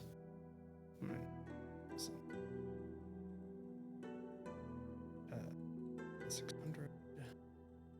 Will leave me with 2,000. While they're doing math, while they're doing math, Zedaar would be curious about, say, maybe upgrading one of his rings if they got access to all this stuff. And also, I will ask for anything at Ruby's behest, so if we need to retroactively buy her something here because she would have wanted something, we can do that. There's Just various something rings that- of protection. There's Something that for raises kind of- her AC. Yeah. Sure. There's Something for the various. convenience of that. Or better, Well, more spell yeah. slots. Yeah, Zedaar is looking to upgrade his ring of protection from a +1 to a +2. So whatever the They have 2 +2s in store, or they have a couple of +3s available at head office. what would the price point be on those, and what potential trade-in would he get for his +1?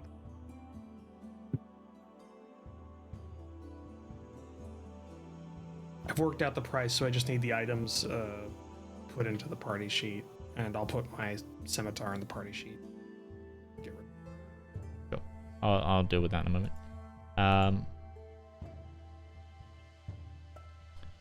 So it goes up very rare.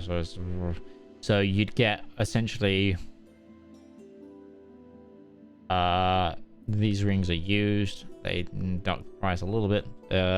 So you'd get 750 off of whatever you purchase if you trade in your ring of protection. For a ring of protection +2, it is, according to this sheet, 3,200. That's okay. That one is more than Zedaar can afford. Okay. How much do you need? Oh, I need a lot more than I'm willing to spend for that. Because I got 2,000 extra gold that I could. It's not that big a deal. That's more than I was willing. Like, some of this stuff is, the pricing on it is fine. So that's just more than what I'm willing to throw at this. That's fine. Oh, all right.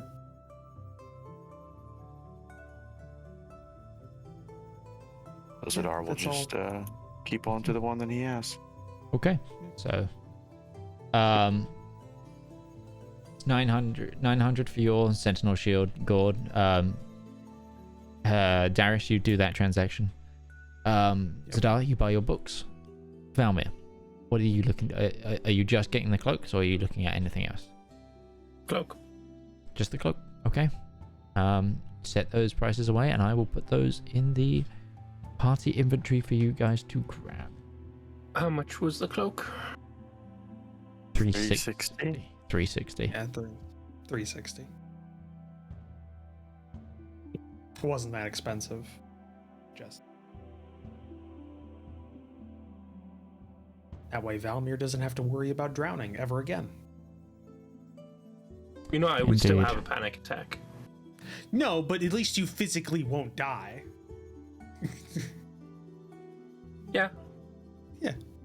Yeah, that's good. Thank you. I appreciate it. I hope I never use it. I was looking out for you on that. I actually was looking through the items, looking for like water breathing or like water travel stuff. I'm gonna take the potion of water breathing and give it to you. Oh, I'm not. Okay, that's fine. Yeah, you can put that in the sheet if you want to, and I'll get that from you. So.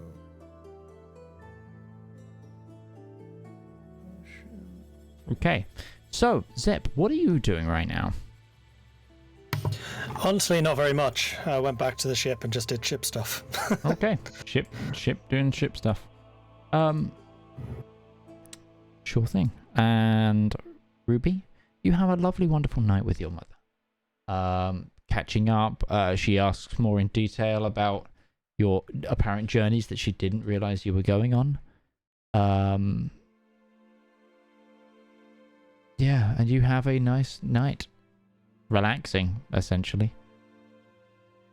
The rest of you trundle back from town. New purchases in hand. I'm working on the stuff still. Okay. I will break off from the group before we get back to the ship. I will double back to, I forget her name, the aunt's Yes, Arabella's. estate, Arabella's estate, or apartment, or whatever. Knock on the door. I don't have a key, so. You're met by the guards at the front. Hi, I was just here a couple hours ago. I just need to speak with Ruby, or I guess the one I came with. Whatever her official title is, Ruby. But of course, I was sent for her. Right. And Ruby, you are informed that Darius is at the door. Yes, let him in. Well, I think those magic items are now in your inventory, guys. So fish them out. Don't see the gem of. Oh, there it is. Okay.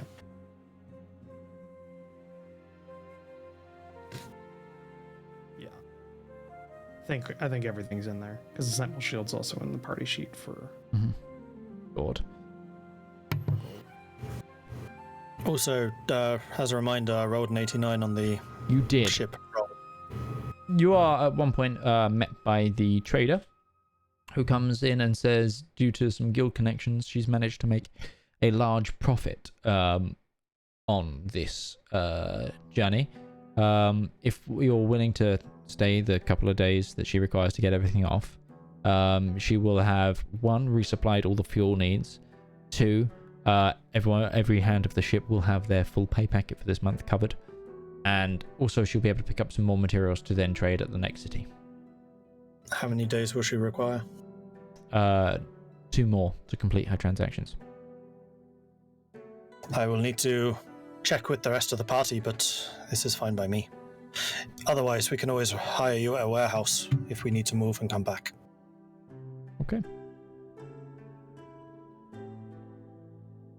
And at some point, I will cover with the rest of the party. Right.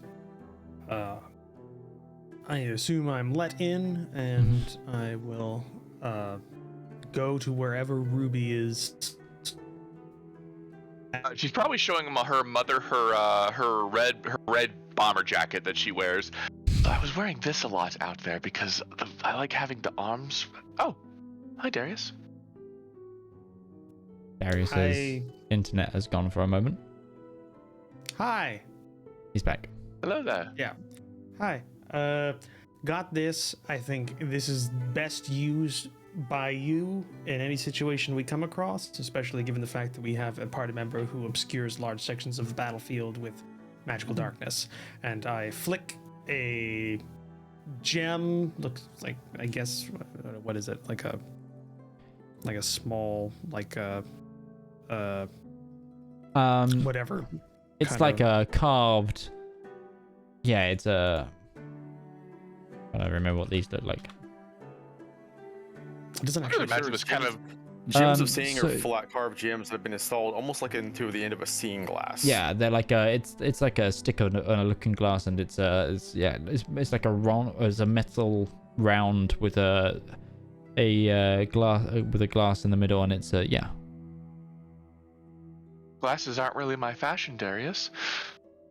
Like a monocle on a stick. There he goes. It's yeah. Darius really wants you to have it though. Like he's so If you use it, paralyzed with need. true sight for I don't know, 10 or so minutes. If you have Zep look at it, he can give you the specifics, but I think that would be best used by you. Because I also think you can see invisible creatures with it. You're not. Would be good. That'd be good. Oh, and she'll hold up a little piece of dessert for him. Oh, okay. I'll eat this on the way to the ship. Oh. I'll see you guys there tomorrow. I'll walk back to the ship carrying a small tea plate with whatever's on here. Sure thing. Croissant. Not croissant. What's on work? It's a sweet Danish of some sort. Sweet Danish. Somebody stole your sweet roll. So yeah, That there's song a would gem be of way more seeing fitting in the considering party this chart. is like fantasy France. Yeah, so there's I a have gem of also- seeing in the party Okay. sheet. that- Yeah. Okay. I have also really gotten into cooking. I used to cook a lot when I was younger. It's I've since gone on to what is that? It's the crochet. I make I've really grown fond of making little patterns of cats. I know a friend of mine who would like that. Very well. Maybe- That would be I'm sorry. It's under library. Trying to find the damn inventory. Sorry. Our party No, sheet is at the tool. top Party under sheet. tools party sheet. But all of you have a full rest and may meet up back at the ship in the morning, unless there's anything anyone wanted to do in particular that night. No, though I do have a mechanical question for just as because I know this doesn't do my dueling proficiency correct. Should I have a +5 or a +7 for this attack? It's a +2 weapon, and I'm dueling. That's plus- Strength +2 +2. Strength +2 So 4 plus whatever your strength modifier is. which is strength mod 3. So yes, Should be +7. Plus proficiency. plus You don't have proficiency. proficiency to damage. Oh, it's damage. Sorry, I thought it was to hit. So that's a bonus of. So that's definitely. Just was questioning that because I know this doesn't compute it correctly.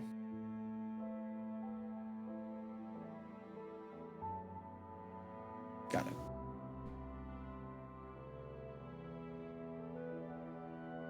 Okay. But you all meet up back into the ship in the morning.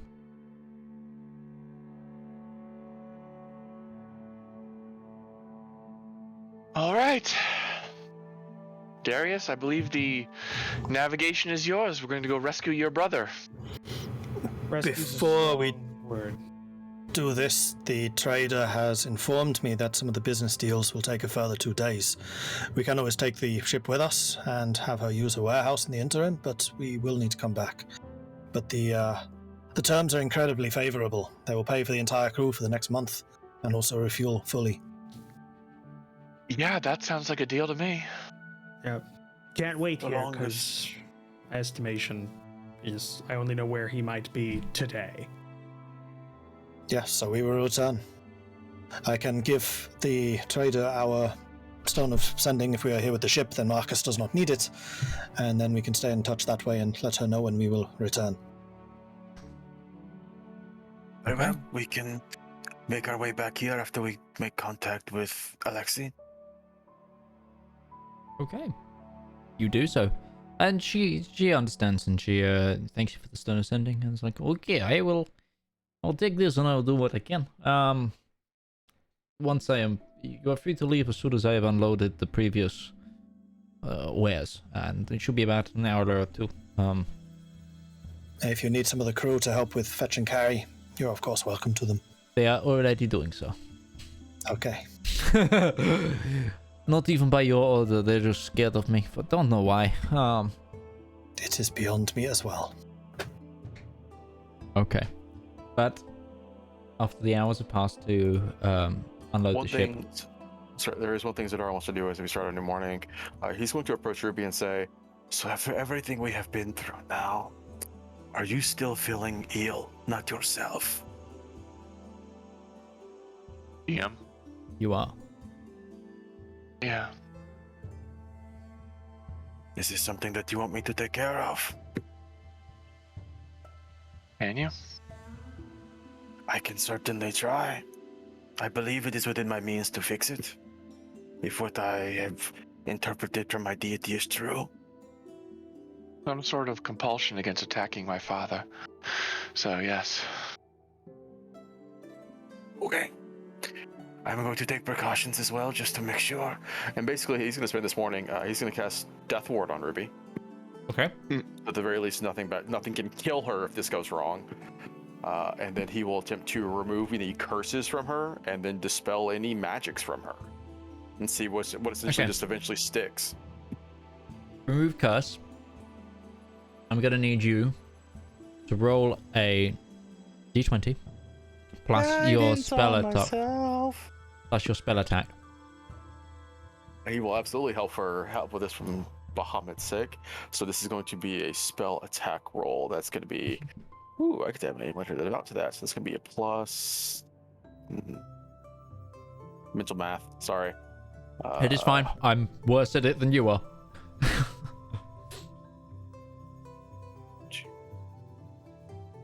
Still counts as stream math, so yes.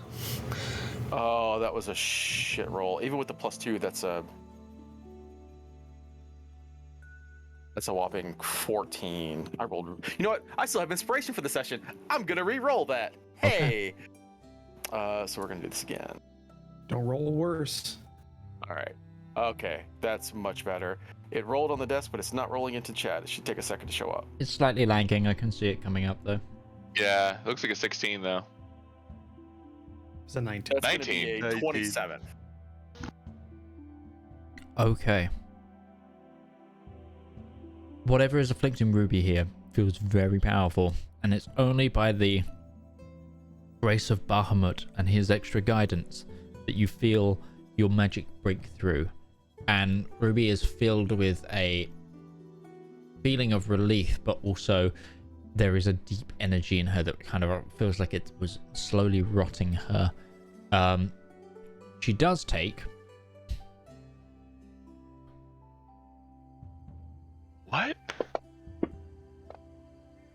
Oh, wrong camera, but 12 points of damage, of necrotic damage from it, but the weight feels like it's lifted from you. Something was rotting in her, but what?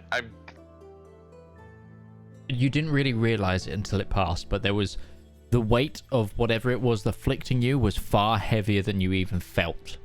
And as it dissipates, it let out a cry of pain, which rippled through your body. Okay.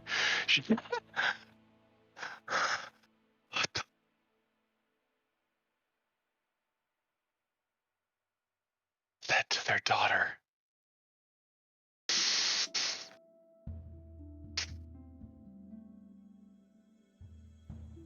Well, it is nothing that Bahamut could not fix.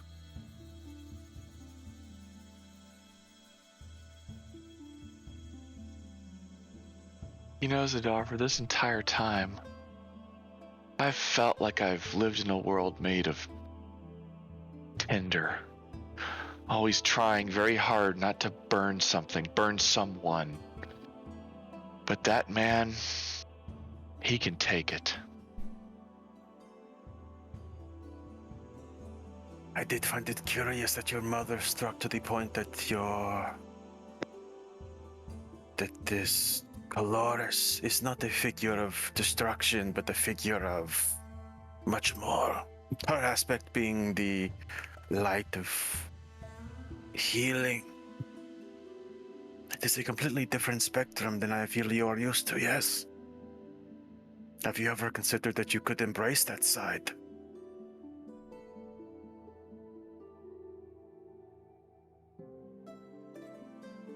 Maybe one day. But then I don't want to leave you out of the job. She'll smile at him. You could not. Wow. Wow. I have much bigger friends on my side. Well, fair enough on that point. Or at least I think so. I've also not told anyone in the group about anything that happened with your mother. I've left that for you to do. I don't think it's really relevant right now, but thank you. Does that mean I have access to the cleric spell list? Can I become a divine soul phoenix sorcerer? Divine Soul would be a different sorceress subtype, so that might need some working, but... Divine soul phoenix sorcerer? That doesn't even work. I don't even want to know. Anyway. Well, it could. You could use things like Flame Strike, so... Well, it goes from fire damage to radiant damage. Radiant fire. Yeah. So we went shopping, and assuming that Zedaar purchased anything for Ruby that we find out retroactively, he will present it to her now. To whatever we ended up buying for her, if she ends up getting anything. She would, if anything, she's looking for something that's increases her base AC without costing an armor proficiency. A Radiant Protection +1. Armor based. Braces of armor. Yeah, braces of armor or something like that. Yeah. Braces of armor. Those are bracers of defense. Bracers of defense are what they're called. Yes.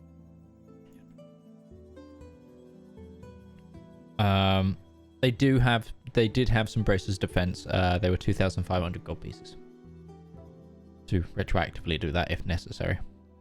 I did bring up to you the Ring of Protection +1, just because that could also fit in a pinch. Which, how much was that to buy from the store? Assuming I got half price, be what, 1,500? Yeah. Ruby's gold currently is 910 gold and 398 platinum. Jesus, you got over 3,900 gold. Yeah. Yeah, so you can afford these. I have 9 silver. Yeah, no. You bought a skyship! Yeah, your wealth isn't liquid right now. It's right. tied up in investments. I forgot that I gave like 200 platinum to Zep in order for him to help fund the skyship. That's why I don't have any money. Yeah. Yeah. How much was... let me check the stats between a Ring of Protection and So Braces Defense is +2 to AC if you're wearing no armor and using no shield. The Ring Protection +1 is... saving throws. Yeah. Actually, there is a customized item that I will talk with the DM about outside of this game. That maybe she's looking to get created for her. Would take time or Zep to do it. Yes. I like how it's time or Zep, or time but she and will. Zep. But here's the retroactive part. She would fund the items he needs to make it work. Right. But I think we're about out of time, so. Yeah, we are actually somewhat out of time for this session today. So, with the party regrouping on the skyship, there is one final thing. Zep, you are handed a letter from emblazoned with the sigil of your family. When the trader comes back with it, and it is addressed to you.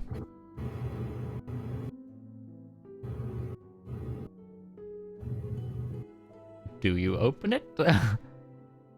Yeah, of course. It is a letter It's a mix. It's from your uncle, and it's a letter of both praise, somewhat confusion, but you also get the hint of there's work to be done here. He's gotten word of the Skyfire and its travels across Nardathel, and its attention. It's received a lot of attention from general publics, and the Skyspan shipyards have received a lot of letters, and in fact it's gone all the way to the Iron Duke, that it's been seen as a symbol of somewhat hope that a Legrongslander skyship is flying above Nardathel in order to help with the defense for this for the defense of the realms against the Eladrin threat. And as such, the Iron Duke has ordered the creation of similar skyships to the Skyfire to be made in order to do publicity stunts over various territories to look like that there's a presence for Lake Roguesland outside of where the military is actually movements. So he requires very detailed schematics of the ship to be made up, which might take up some time if you are to complete this, but he does hesitate that there is a lot of gold on the line should we complete this, and he would really, really like it if his favorite nephew would attend to this matter. Okay. But you may do as you will. But there's nothing else. We will end tonight's episode. So, without further ado, there's one final thing I need to do, which is thank everybody for being here. So thank you to Commissar Roach, to Lord Lambert, to Mordred Viking, to DM Opal, DM Lake, and to Kinda Odder for playing. Links to their various stuff is all in our panels or description below. I've been Midgeman. This has been the Component Cast, and we will see you next week. Bye-bye now. Bye-bye.